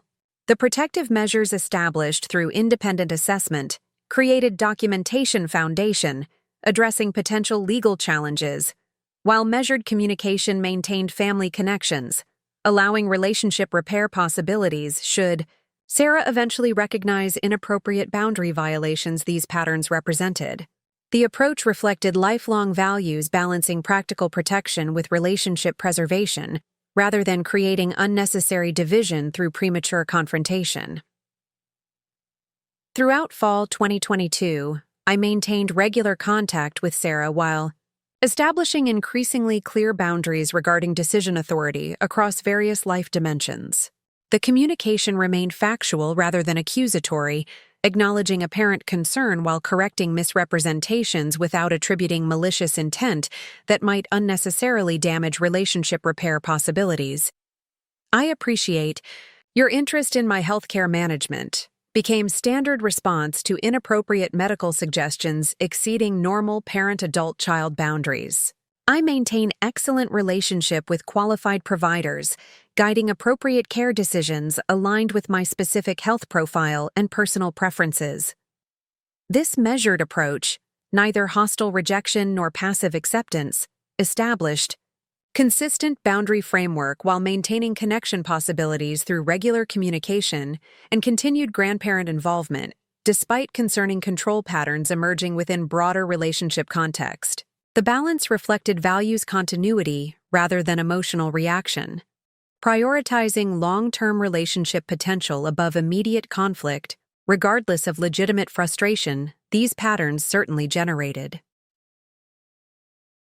Holiday planning discussions began in early November with familiar pattern emphasizing Mitchell family arrangements with minimal consideration for my preferences or convenience. The proposed schedule included brief Christmas Eve visit before extended Mitchell family celebration at mountain property, arrangement positioning my involvement as preliminary accommodation rather than integral family participation, despite first holiday season following Robert's passing. Rather than directly challenging proposed arrangement, I simply declined participation while establishing alternative plans aligned with my actual preferences and meaningful connection opportunities. I've arranged special holiday travel supporting adaptation process during first Christmas without Robert, I explained when declining proposed schedule. I'll arrange separate celebration with grandchildren before or after your Mitchell family gathering, depending on which timing better suits your schedule. This approach, creating independent plans rather than seeking inclusion in arrangements, clearly prioritizing Mitchell family preferences, established autonomy while maintaining grandparent connection possibilities without creating unnecessary conflict through confrontational rejection. The response reflected self-determination rather than passive acceptance of designated role within schedule designed primarily serving others' preferences. Sarah's reaction revealed concerning assumptions regarding my autonomy, with surprised response suggesting independent planning represented unexpected deviation rather than normal adult functioning, continuing patterns established throughout decades of demonstrated capability.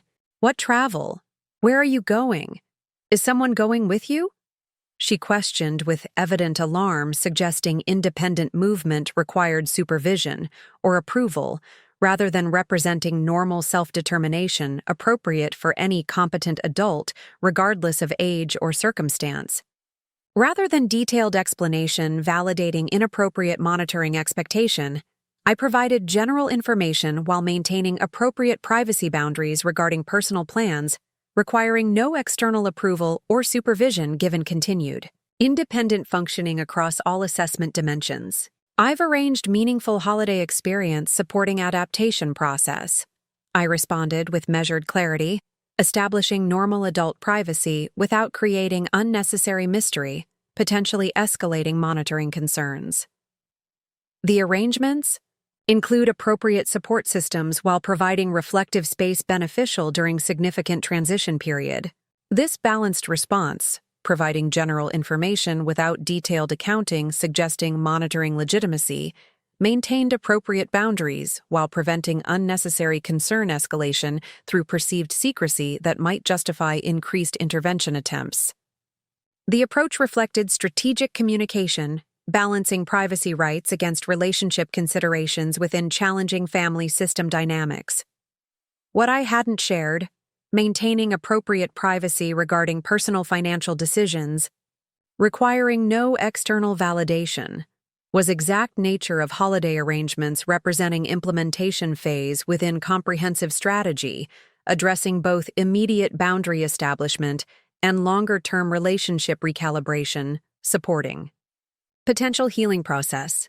Through investment portfolio established decades earlier and maintained with characteristic discipline throughout challenging market fluctuations, I had accumulated substantial resources exceeding Sarah's awareness or expectations.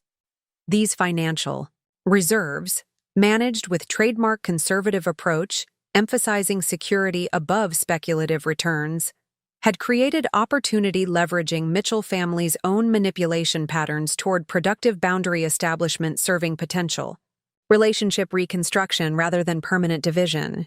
The opportunity emerged through casual conversation during October visit, when Catherine excitedly mentioned Victoria's holiday plans, including Hawaiian vacation spanning Christmas and New Year's celebration at exclusive resort property requiring extensive advance arrangements given premium holiday scheduling demands. Grandma Mitchell says we're staying at the same place where that famous movie star had her wedding, she shared with innocent enthusiasm, unaware of deception patterns these arrangements represented, given Sarah's previous explanation regarding pandemic precautions preventing Patterson family holiday inclusion. She's been planning it forever and says it's going to be the best Christmas ever. This innocent revelation, providing specific location details regarding arrangements directly contradicting previous year's explanation about household-only celebration, necessitated by pandemic precautions, created strategic opportunity addressing both boundary establishment and potential relationship recalibration through direct experience rather than confrontational discussion, likely producing defensive reaction, rather than genuine reflection. Rather than immediate confrontation revealing awareness of continued deception patterns, I researched exclusive property Catherine had innocently identified, discovering adjacent luxury resort offering comparable accommodations within visible proximity to Mitchell family's selected location. The arrangement provided perfect implementation vehicle for boundary establishment strategy, emphasizing demonstrated reality above argumentative confrontation, unlikely producing meaningful perspective shift.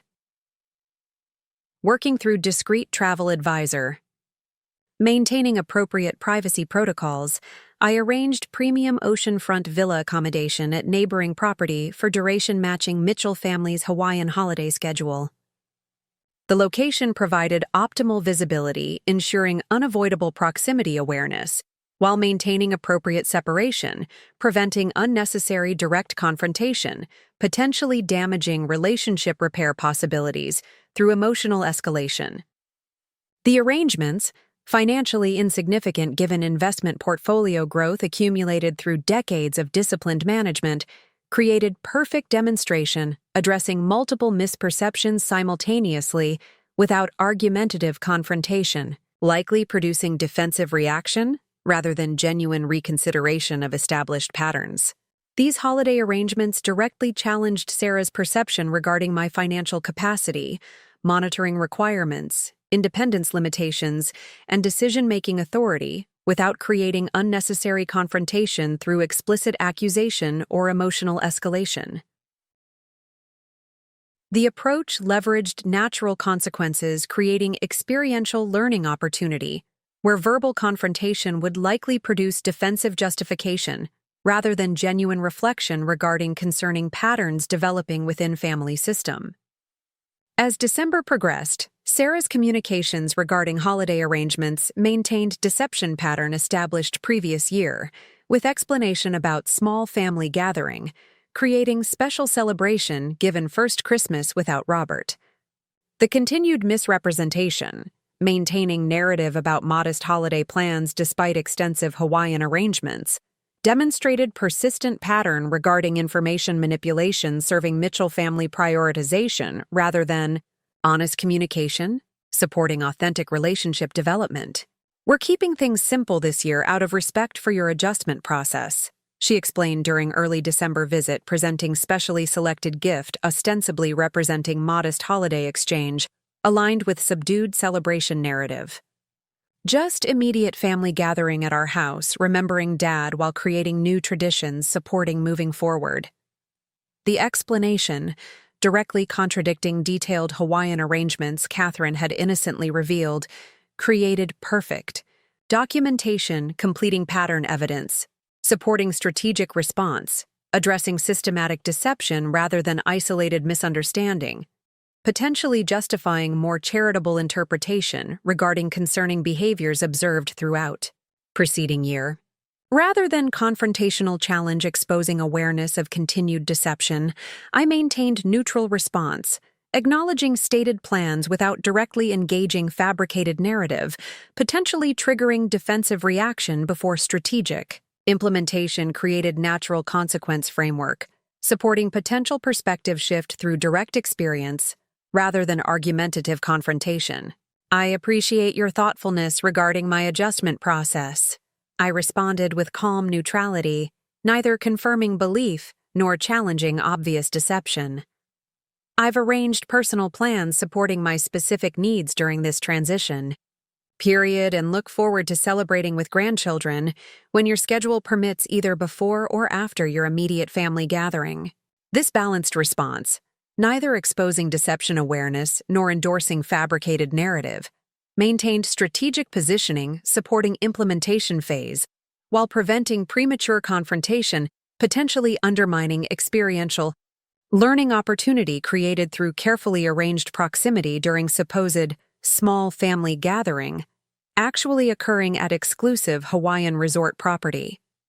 As implementation date approached, I maintained communication discipline preventing premature revelation while completing final arrangements, supporting strategic plan, addressing both immediate boundary establishment and potential relationship reconstruction through experiential rather than confrontational approach. The preparation included detailed documentation regarding persistent deception patterns, intervention attempts, and autonomy violations, establishing clear record supporting necessary boundaries should relationship repair prove impossible despite strategic opportunity created through carefully arranged proximity demonstration.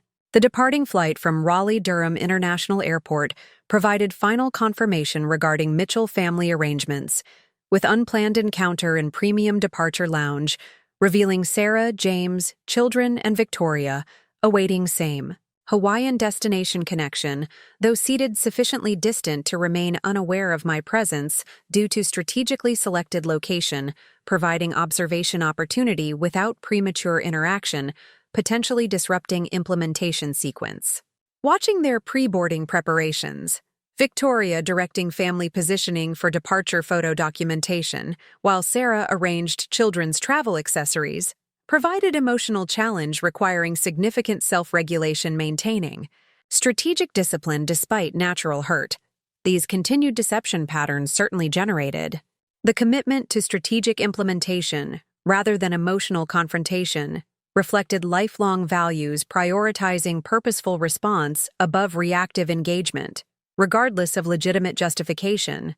Such reaction might reasonably claim given circumstances involved.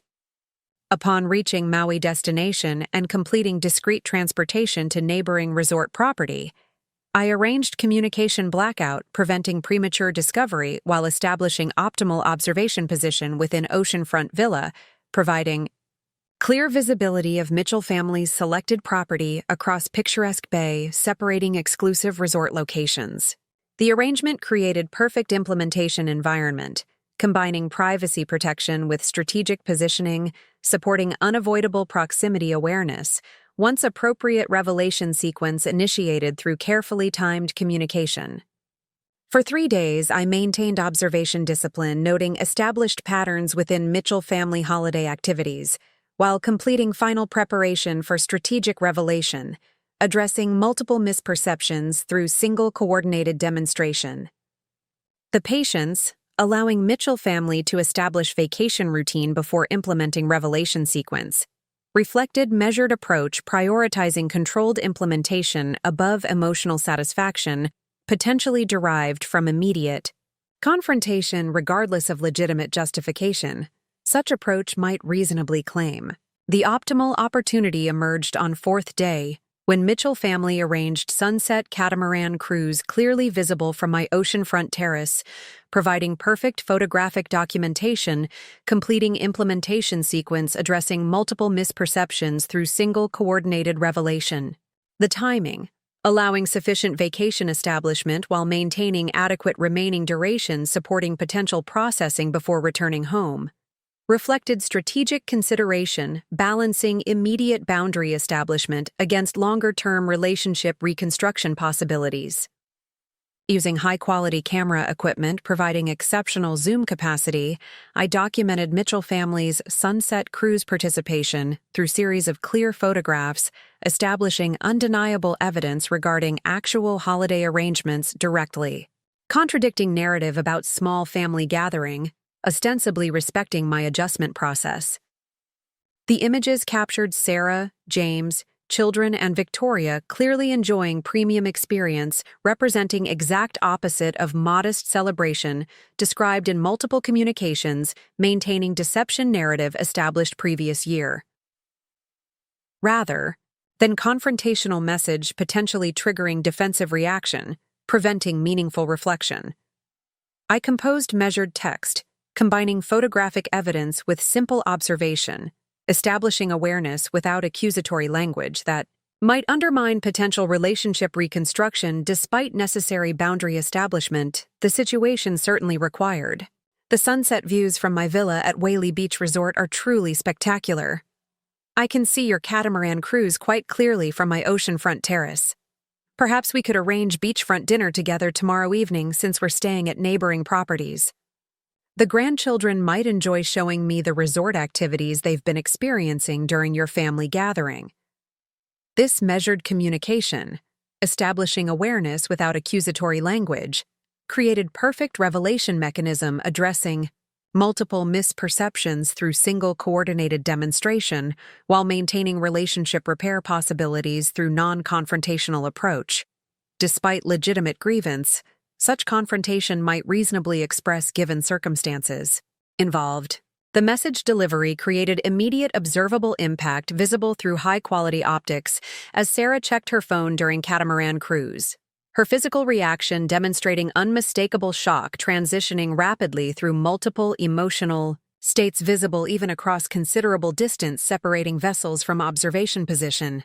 The subsequent interaction with Victoria, showing phone screen with evident distress while gesturing toward neighboring property clearly visible across bay, completed documentation regarding revelation impact, supporting potential reflection, opportunity addressing persistent patterns potentially damaging family relationships beyond repair. Without significant perspective shift, these circumstances might potentially generate. Rather than immediate follow-up potentially interfering with processing opportunity this revelation certainly created, I maintained strategic patience, allowing sufficient integration period before additional communication, supporting potential relationship reconstruction if such possibility remained viable, given persistent patterns observed throughout preceding year. The approach reflected measured strategy prioritizing potential healing above emotional satisfaction, potentially derived from detailed elaboration regardless of legitimate justification such explanation might reasonably present. The resulting text, arriving nearly 40 minutes after initial revelation, demonstrated recognition regarding potential processing requirements while maintaining measured response, avoiding accusatory language, potentially undermining relationship repair, possibilities despite legitimate grievance such accusations might reasonably express. I understand you might need processing time addressing unexpected developments. I've arranged private dining on my terrace tomorrow evening at 7 Bao should you wish to bring grandchildren for dessert and conversation. The arrangement includes appropriate child-friendly options while providing discreet environment supporting productive discussion regarding future relationship parameters, respecting everyone's legitimate needs and preferences. This balanced invitation, offering connection opportunity without demanding immediate response, maintained strategic positioning supporting potential relationship reconstruction while establishing clear boundary expectations regarding future interactions. The approach reflected lifelong values prioritizing possibility above premature closure. Despite legitimately challenging circumstances, these deception patterns certainly presented. The response, arriving several hours later after evident consultation, among Mitchell family adults, demonstrated initial defensive posturing, followed by reluctant acknowledgement, addressing unavoidable reality, established through proximity. Revelation making continued denial impossible, despite previously successful deception patterns operating without such definitive demonstration. We didn't want to burden you with extensive travel during your first holiday without Dad. The separate celebration plan was meant protecting your adjustment process rather than creating unnecessary strain during difficult transition period.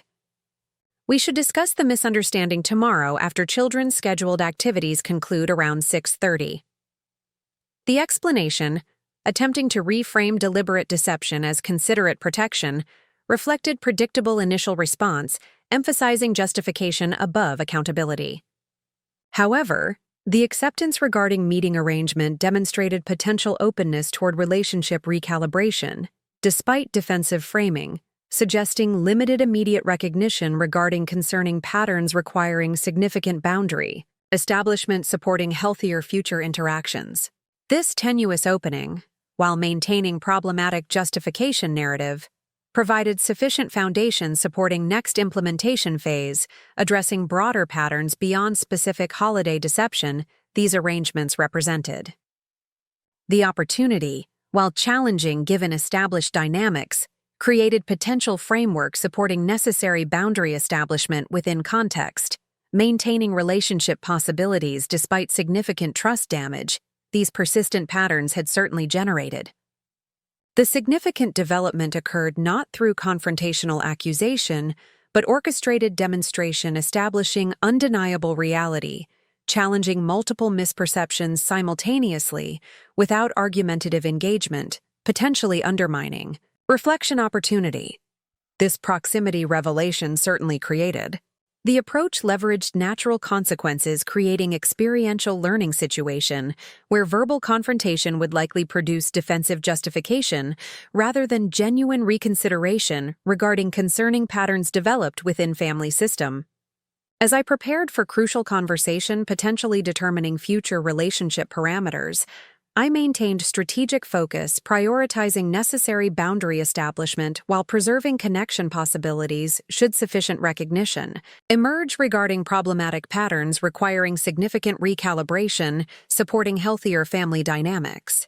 The preparation included comprehensive documentation regarding persistent deception, intervention attempts, and autonomy violations, establishing clear record supporting necessary boundaries should relationship repair prove impossible despite strategic opportunity created through carefully arranged proximity demonstration. What remained uncertain was whether this dramatic revelation would create sufficient perspective shift, supporting meaningful relationship reconstruction, or simply establish necessary protective boundaries, preventing continued exploitation patterns. Regardless of potential connection losses such limitations might unfortunately require.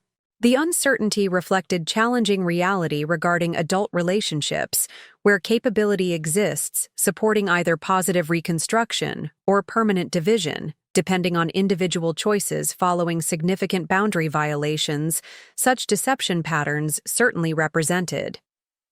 The central question awaiting tomorrow's meeting involved fundamental capability assessment regarding Sarah's potential for genuine reflection.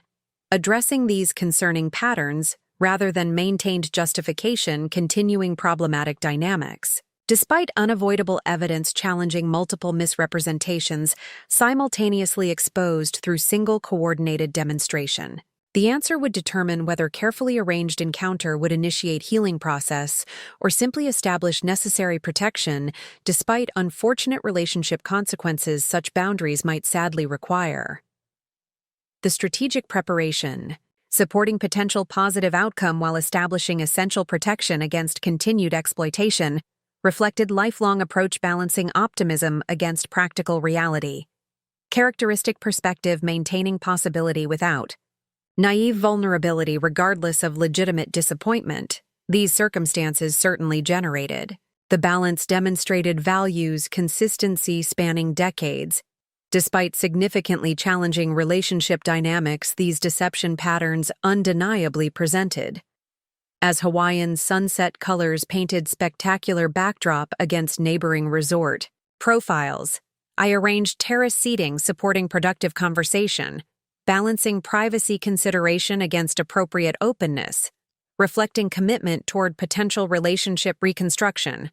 Despite legitimate hurt these persistent patterns had certainly created, the preparation demonstrated continued values, prioritizing possibility above premature closure. Regardless of significant trust damage these deception patterns had undeniably established. The approaching conversation would determine whether carefully arranged revelation would initiate healing process or simply establish necessary boundaries, preventing continued exploitation.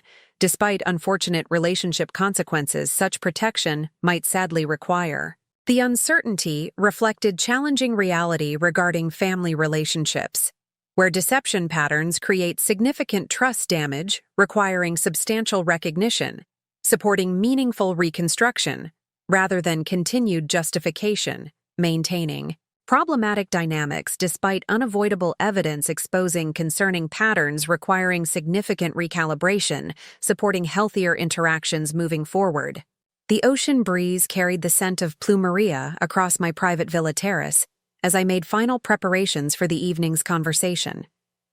The table settings, elegant but not ostentatious, reflected the balanced approach guiding my response to the situation. The children's dessert options arranged on colorful plates provided a welcoming focus for the grandchildren, while the adult seating positioned for both privacy and a spectacular ocean view created an environment supporting productive discussion rather than confrontational interrogation. At precisely 6:45, resort staff delivered the final refreshment arrangements before discreetly withdrawing, leaving a perfectly orchestrated setting awaiting an arrival that would determine whether my carefully arranged revelation would initiate a healing process or simply establish necessary boundaries. The preparation demonstrated my commitment toward potential relationship reconstruction, despite the significant trust damage these deception patterns had created. The doorbell chimed at 7:05, predictably later than the arranged time, but not significantly, delayed enough to suggest deliberate power positioning. I opened the door to find Sarah alone, her expression combining defensive preparation with unavoidable discomfort. "The children stayed with James and Victoria," she explained before I could inquire about their absence. "I thought we should talk privately first before involving them in whatever this situation is." The phrasing, positioning clear deception as an ambiguous situation, requiring definition rather than acknowledging an established pattern, indicated a continued justification approach rather than immediate accountability. However, her presence without Mitchell family buffer suggested at least minimal openness toward direct engagement. "Come in," I responded with deliberate neutrality, neither confrontational nor warmly welcoming in a way that might suggest inappropriate normalization of concerning behaviors. "The terrace offers both privacy and pleasant temperature this evening." As Sarah moved toward the terrace, her gaze swept across my luxury accommodations, clearly contradicting the financial dependency narrative that her intervention attempts had persistently suggested. The visible assessment, taking inventory of the furnishings, appointments, and obvious expense such a premium holiday arrangement required, indicated cognitive dissonance between her manufactured narrative and the demonstrated reality. "You've been busy since Dad died," she commented with a carefully controlled tone, suggesting disapproval rather than genuine curiosity. "Quite a dramatic change from someone we've been concerned might need assistance managing basic household maintenance." Rather than becoming defensive, I maintained measured engagement, addressing her implied criticism with factual clarity.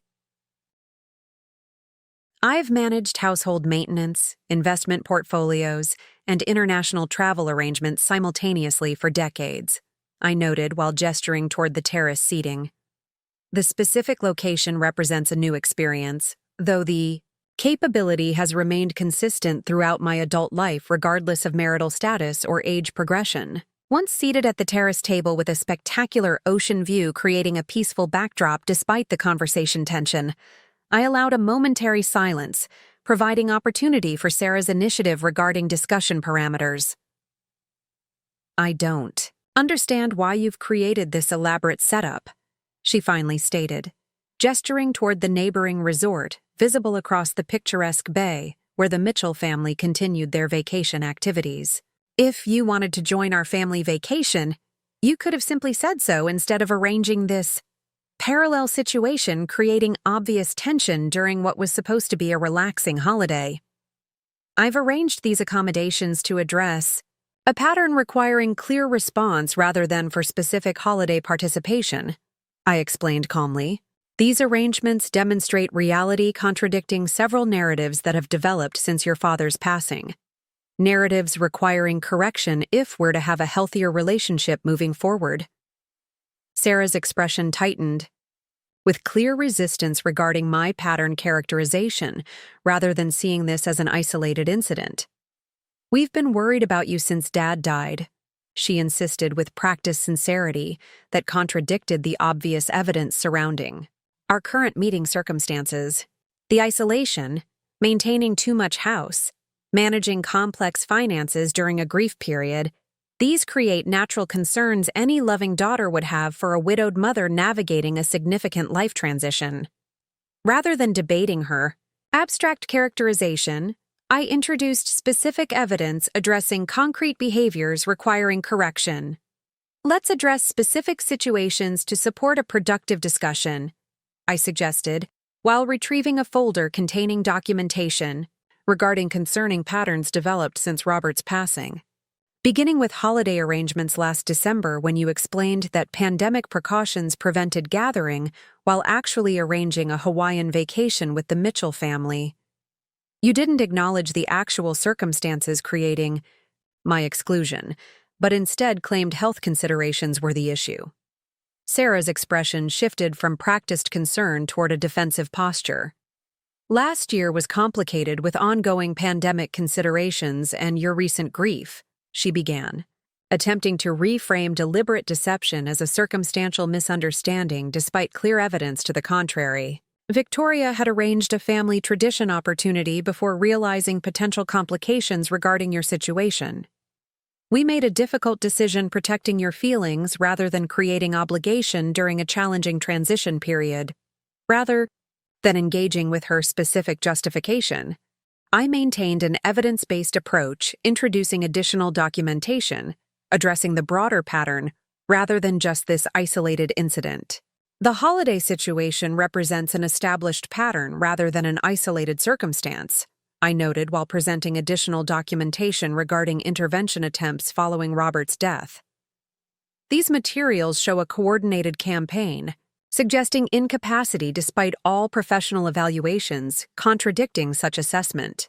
The pattern includes medication monitoring suggestions, housing interference, financial management assistance proposals, and healthcare directive modifications, all lacking legitimate foundation given my demonstrated capability across all functional domains. Sarah's response revealed momentary uncertainty as the documented pattern contradicted her isolated incident characterization. "We've been genuinely concerned about your adjustment following Dad's death," she maintained, though with slightly less conviction than before. "Perhaps some suggestions were unnecessary given your functioning level, but the intention focused on support rather than control, despite how these actions might appear when presented selectively." I then presented medical assessment documents contradicting the incapacity narrative her intervention attempts had persistently suggested. These independent evaluations establish excellent functioning across all assessment domains, including cognitive processing, executive function, financial management, independent living capability, and healthcare decision-making capacity. The documentation contradicts a narrative suggesting monitoring requirement or assistance necessity, despite persistent suggestions regarding diminished capability following your father's death. Sarah's expression registered visible impact as professional documentation contradicted the vulnerability narrative her justification approach had persistently maintained. "I wasn't aware you'd undergone these evaluations," she acknowledged with evident surprise. "The assessments certainly show capability levels we hadn't fully appreciated given natural concerns following significant loss experience. The information provides important perspective we should certainly consider moving forward." I then introduced financial evidence addressing practical capability demonstration, contradicting the vulnerability narrative these intervention attempts had persistently suggested. Beyond professional assessment, practical demonstration establishes continued capability requiring no external monitoring, I explained while presenting investment portfolio documentation showing sophisticated management continuing without interruption following Robert's death. These financial records demonstrate a consistent pattern applying principles established throughout my entire adult life, creating security supporting complete independence regarding both daily living requirements and discretionary choices. Sarah studied the financial documentation with focused attention, suggesting genuine processing rather than dismissive review. "I had no idea about these investment arrangements," she finally acknowledged, looking up from the documentation with an expression combining surprise with evident reassessment. "Dad always handled financial discussions during family conversations, creating the impression of a traditional arrangement rather than the sophisticated partnership these records clearly demonstrate." Recognizing a potential opening toward meaningful reconsideration, I introduced a relationship framework addressing future parameters. Beyond specific evidence contradicting intervention justification, fundamental relationship consideration involves basic respect for adult autonomy regardless of age progression or marital status, I explained, shifting toward a constructive framework. Moving forward requires acknowledging basic independence expectation, supporting appropriate boundaries regarding decision authority across all life domains without external monitoring or unnecessary assistance. Sarah sat quietly for several moments, her gaze moving between the documentation spread across the table and the spectacular ocean view beyond our terrace. When she finally spoke, her voice carried a thoughtfulness absent from our earlier exchanges. "I've been operating from assumptions that now seem obviously flawed," she admitted, making the first genuine eye contact of our conversation. "Victoria has been influential in shaping how I viewed your situation. She lost her own mother very suddenly and has strong opinions about how widows should be properly supported by their children. This acknowledgement, connecting Mitchell, family influence to intervention patterns, represented significant progress addressing a root cause rather than merely symptom management. Her recognition of external influence provided opening toward authentic reassessment rather than continued justification. "The relationship with your mother-in-law is yours to manage," I responded carefully. "My concern involves how that relationship has impacted your decision-making regarding our family connections and your apparent comfort with deception when our priorities conflict with Mitchell family preferences." Sarah winced visibly at the word deception, but didn't attempt denial that had characterized earlier responses. "I've been caught between competing loyalties," she acknowledged, her voice quieter than before. "Victoria has very strong expectations about family traditions and proper appearances." The pandemic excuse was her suggestion when I mentioned feeling torn about holiday arrangements. I knew it was wrong, but convinced myself it was kinder than admitting the truth. "And what is the truth?" I asked gently, maintaining measured engagement, supporting potential breakthrough rather than punitive confrontation that might trigger defensive retreat. Sarah looked down at her hands before answering, the practiced confidence that had characterized her professional life notably absent in this moment of genuine vulnerability. "The truth is, I've been trying to please everyone while ultimately pleasing no one," she admitted. "Victoria's approval feels like constantly moving target requiring continuous accommodation, while I've sacrificed the relationship with you that was once based on honesty and mutual respect. I've become someone who lies to her mother about Christmas plans rather than having difficult conversations about competing priorities." This authentic recognition, acknowledging behavioral patterns rather than circumstantial justification, created foundations supporting potential relationship reconstruction based on restored honesty rather than continued manipulation. Her vulnerability demonstrated possible path toward genuine reconnection, though requiring significant boundary establishment, ensuring appropriate parameters moving forward. "Recognition represents important beginning," I noted with measured encouragement, acknowledging progress while maintaining realistic expectations regarding necessary changes.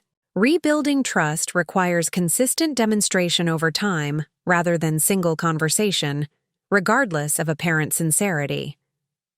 "I understand," Sarah responded with surprising clarity. "I wouldn't trust me immediately either after these patterns. You've documented. What would rebuilding look like from your perspective?" This question, seeking guidance rather than imposing solution, indicated genuine engagement with potential recovery process rather than superficial agreement masking. Continued control and tension. The approach suggested authentic reassessment rather than tactical retreat, potentially resuming problematic patterns once immediate confrontation subsided. "Rebuilding begins with complete honesty and appropriate boundaries," I explained, establishing clear parameters supporting potential relationship reconstruction. "No more deceptions regardless of motivation. No more intervention attempts regarding my living arrangements, healthcare decisions, or financial management without specific request for assistance. Basic respect for adult autonomy regardless of age progression or marital status." Sarah nodded thoughtfully, appearing to genuinely consider these requirements rather than offering reflexive agreement, potentially masking continued resistance. "Those seem like reasonable expectations for any adult relationship," she acknowledged after careful consideration. "I've been operating from framework treating you as someone needing management, rather than respecting demonstrated capabilities these documents clearly establish. The perspective requires significant adjustment thinking about our relationship moving forward."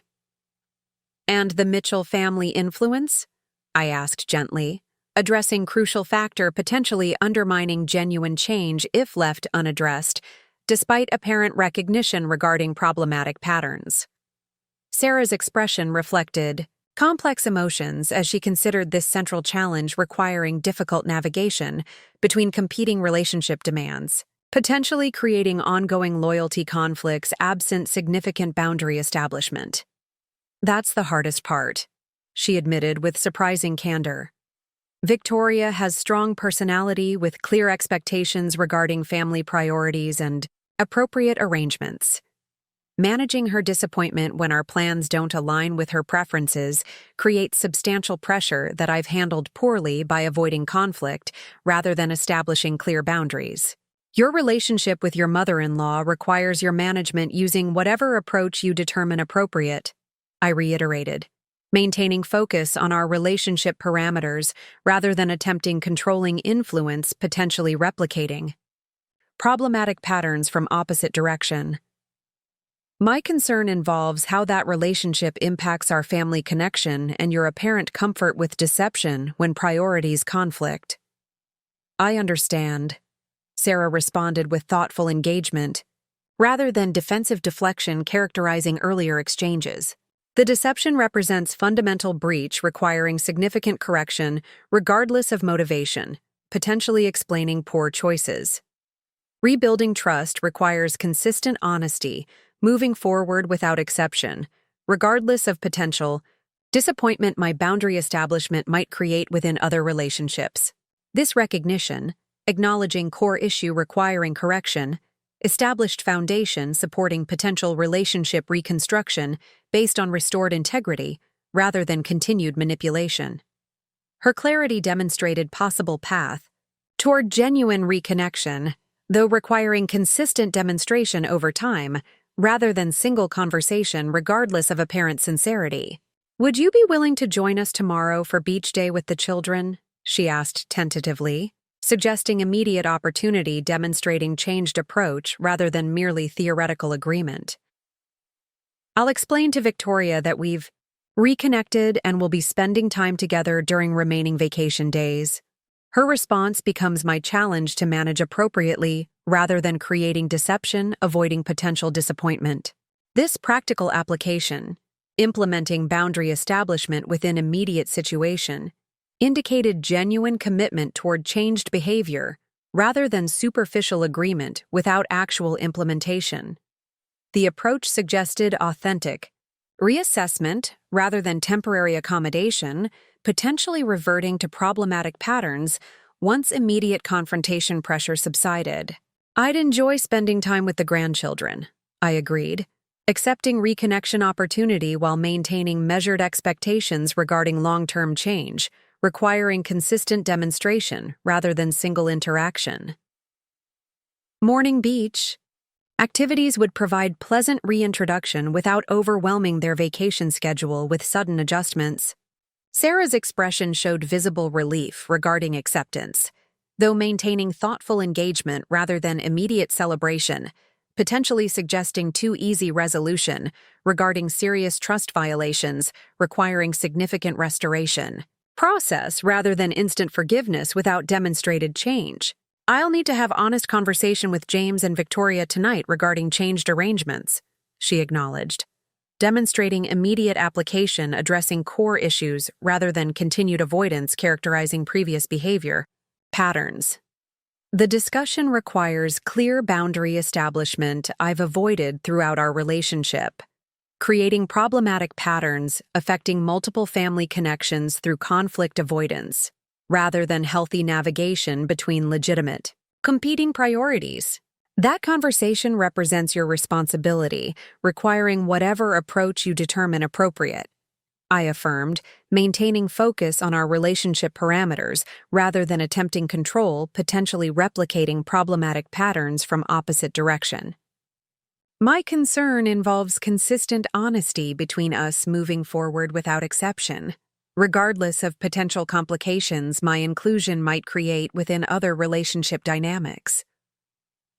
As our conversation continued into evening, Sarah demonstrated increasing authenticity addressing difficult truths without defensive justification, characterizing earlier exchanges. The discussion moved beyond specific incidents toward fundamental values, Exploration, examining how external influences and conflict avoidance had gradually undermined principles once guiding her decision-making before Mitchell family dynamics, began reshaping her perspective through persistent pressure, prioritizing appearance above authenticity and status above meaningful connection. I hardly recognize the person I've become when reviewing these documented patterns, she admitted near conversation conclusion, genuine remorse replacing defensive positioning, characterizing initial responses. The manipulation contradicts values you and Dad emphasized throughout my upbringing, creating disconnection from authentic self that extends beyond specific behaviors toward fundamental identity questions, requiring significant reassessment moving forward. This profound recognition, connecting behavioral patterns to deeper identity considerations, created meaningful foundation supporting potential genuine transformation rather than superficial compliance, potentially masking continued problematic dynamics beneath temporary accommodation addressing immediate confrontation. Her vulnerability demonstrated possible path toward authentic reconnection, though requiring consistent demonstration over time rather than single conversation regardless of apparent sincerity. As Sarah prepared leaving shortly before 10 o'clock, her demeanor reflected thoughtful determination rather than emotional reactivity, potentially suggesting temporary agreement without sustainable implementation intention. The change indicated possible authentic reassessment rather than tactical retreat, potentially resuming problematic patterns once immediate confrontation pressure subsided. Thank you for creating this opportunity through dramatic demonstration rather than allowing patterns continuing indefinitely, she acknowledged before departing. Genuine appreciation replacing defensive resentment, characterizing initial reaction. Regarding proximity revelation. The approach created unavoidable confrontation with reality I've been avoiding through increasingly elaborate justifications, disconnected from authentic values, once guiding my decisions before external influences, began reshaping my perspective through persistent pressure, prioritizing appearance above meaningful connection. Recognition represents important beginning, I reiterated with measured encouragement, acknowledging progress while maintaining realistic expectations regarding necessary consistent demonstration, supporting genuine trust restoration rather than premature closure, potentially enabling continued problematic dynamics beneath superficial reconciliation. Rebuilding requires ongoing commitment, demonstrated through consistent behavior changes rather than single conversation regardless of apparent sincerity. The following morning brought immediate opportunity testing genuine implementation rather than merely theoretical agreement when Sarah arrived with Catherine and Thomas shortly before 9 o'clock, their excited chatter about beach adventures, creating welcome normalcy despite significant relationship recalibration, their mother had apparently begun addressing through honest discussion with both children and Mitchell family following our critical conversation. We told Grandma Victoria that we're having special beach day with both grandmas, Catherine explained with innocent transparency, revealing Sarah's apparent boundary implementation rather than continued deception, potentially characterizing previous conflict avoidance patterns. She seemed surprised, but Mom said family connections require nurturing through shared experiences, supporting meaningful relationships across all branches rather than exclusive arrangements creating unnecessary divisions. This implementation, evidence, demonstrating immediate application addressing core issues rather than continued avoidance, indicated possible genuine commitment toward changed behavior rather than superficial agreement without actual boundary establishment. The approach suggested authentic reassessment rather than temporary accommodation, potentially reverting to problematic patterns once initial confrontation pressure subsided. Throughout remaining vacation days, Sarah maintained consistent boundary, implementation balancing. Mitchell family participation with meaningful Patterson connection opportunities previously excluded through deception patterns, our proximity revelation had dramatically exposed. The demonstration indicated possible genuine transformation, though requiring continued consistency beyond vacation context, supporting sustainable relationship recalibration rather than temporary adjustment, addressing immediate situation without fundamental perspective shift, supporting lasting change. Our final evening in Hawaii provided meaningful closure opportunity when Sarah arranged private dinner including James but excluding Victoria, creating appropriate family connection without Mitchell matriarch dominance potentially undermining nascent boundary establishment requiring consistent reinforcement, supporting sustainable implementation rather than temporary adjustment reverting toward previous patterns once immediate confrontation pressure subsided. This week has forced fundamental reassessment beyond specific behavior changes toward deeper identity questions requiring ongoing exploration, Sarah acknowledged during thoughtful conversation characterizing evening interaction. The patterns? Developed gradually through persistent external influence combined with my conflict avoidance tendencies, creating incremental departure from authentic values, once guiding my decisions toward appearance-focused approach, contradicting principles you and Dad emphasized throughout my upbringing. James demonstrated surprising supportiveness regarding Sarah's boundary implementation rather than resistance, potentially creating additional pressure, undermining fragile reconstruction process requiring consistent reinforcement, supporting sustainable change. His engagement suggested possible parallel reassessment regarding Mitchell family dynamics, potentially supporting Sarah's emerging boundary establishment, rather than creating conflicting loyalty demands, potentially undermining fragile restoration process. Victoria's influence extends beyond holiday arrangements toward fundamental perspective shaping regarding appropriate priorities and success measurements. He observed with unexpected insight, suggesting personal reflection, paralleling Sarah's emerging reassessment. Her standards emphasize appearance, status recognition, and social positioning above authentic connection and meaningful purpose that characterized my own family values before gradually adopting Mitchell framework through persistent environmental pressure rather than conscious choice reflecting deliberate values assessment. This shared recognition, connecting behavioral patterns to external influence gradually reshaping fundamental perspective, created supportive context potentially reinforcing Sarah's emerging boundary establishment rather than creating conflicting loyalty demands potentially undermining fragile restoration process.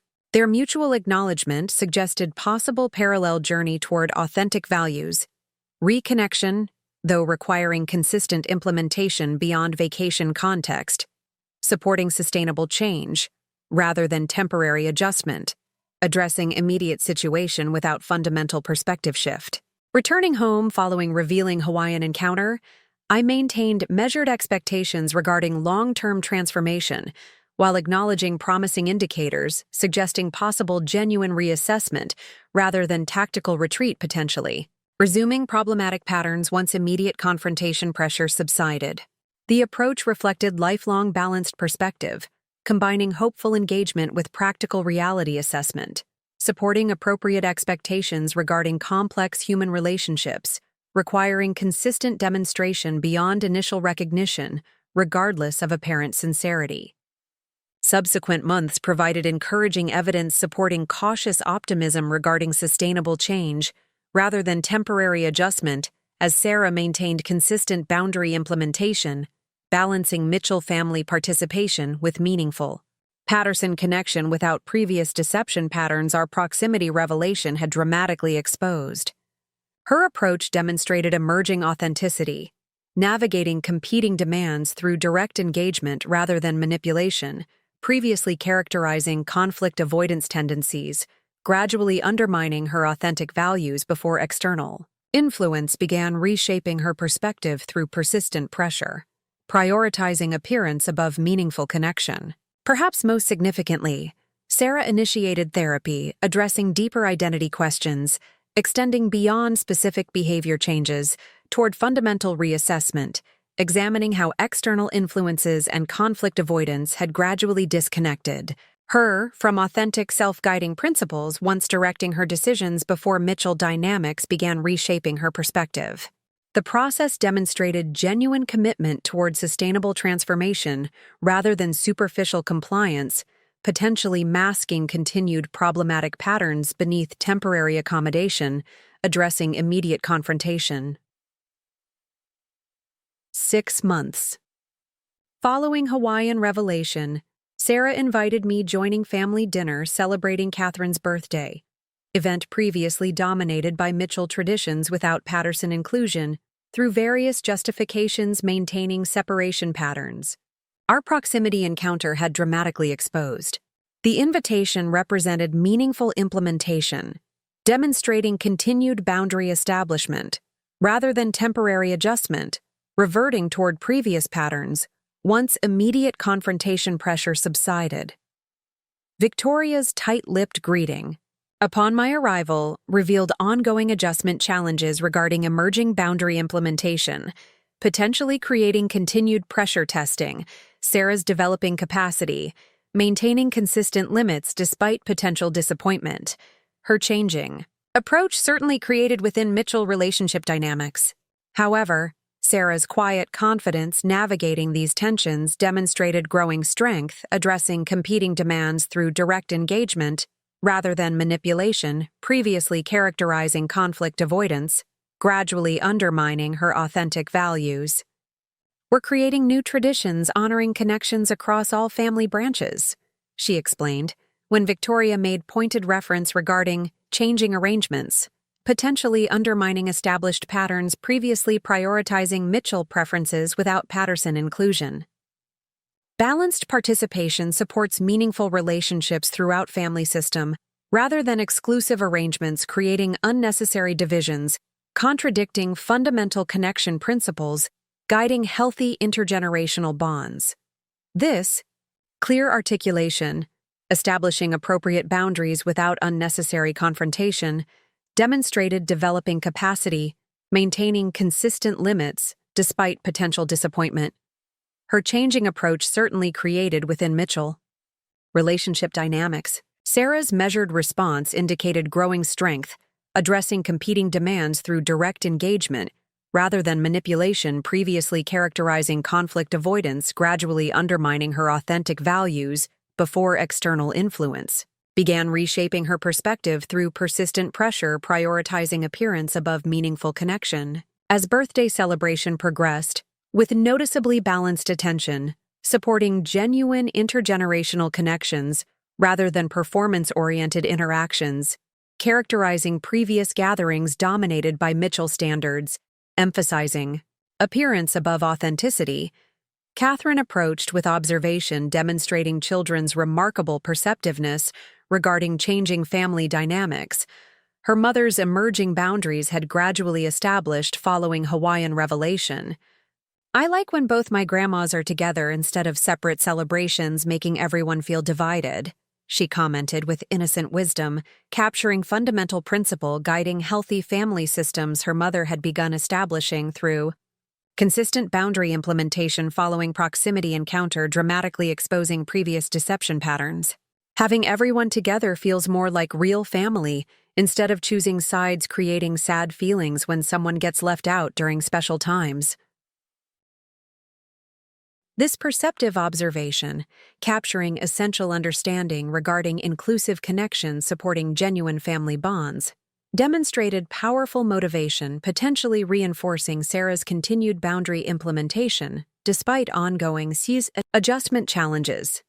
Victoria's resistance certainly presented testing emerging capacity, maintaining consistent limits, supporting sustainable change rather than temporary adjustment, eventually reverting toward previous patterns once initial. Confrontation pressure completely subsided.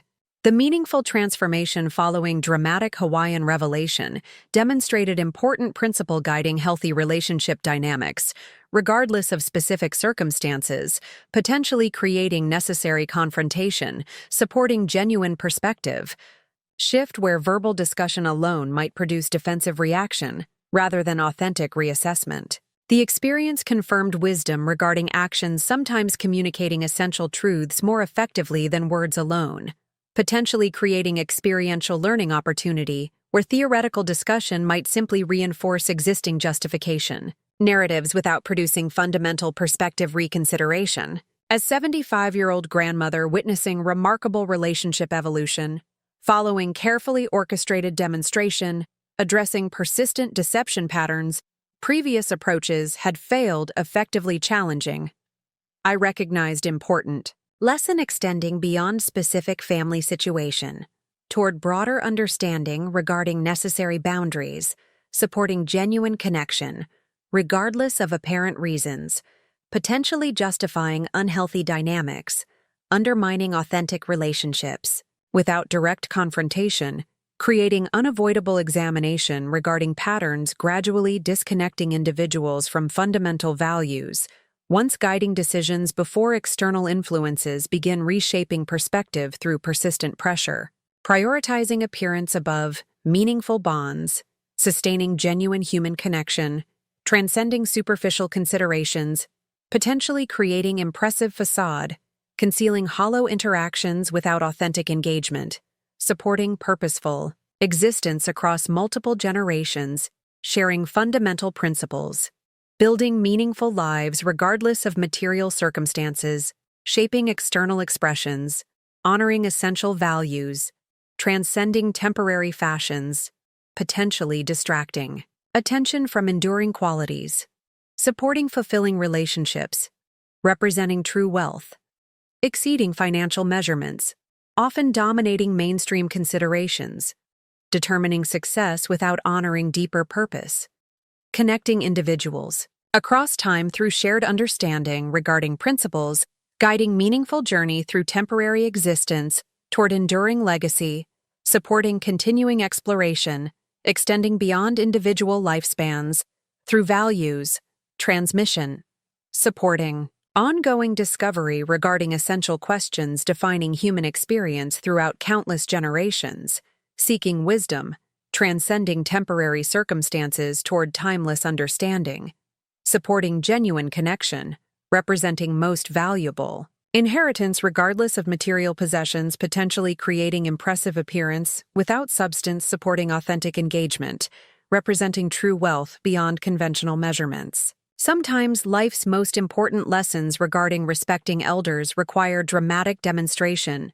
When words alone prove insufficient, addressing persistent patterns, gradually undermining authentic connection through justifications disconnected from genuine respect, supporting meaningful relationships. One carefully planned text message revealing deliberate deception created powerful confrontation, potentially restoring authentic bonds previous approaches had failed, effectively establishing despite legitimate concern regarding unhealthy dynamics, requiring significant recalibration, supporting genuine connection beyond superficial interactions, potentially creating impressive appearance without substance, supporting meaningful engagement, representing true relationship wealth extending beyond conventional measurements toward authentic connection, transcending material considerations toward purposeful bonds, honoring essential values, supporting fulfilling human experience. Up next, you've got two more standout stories right on your screen. If this one hit the mark, you won't want to pass these up. Just click and check them out. And don't forget to subscribe and turn on the notification bell so you don't miss any upload from us.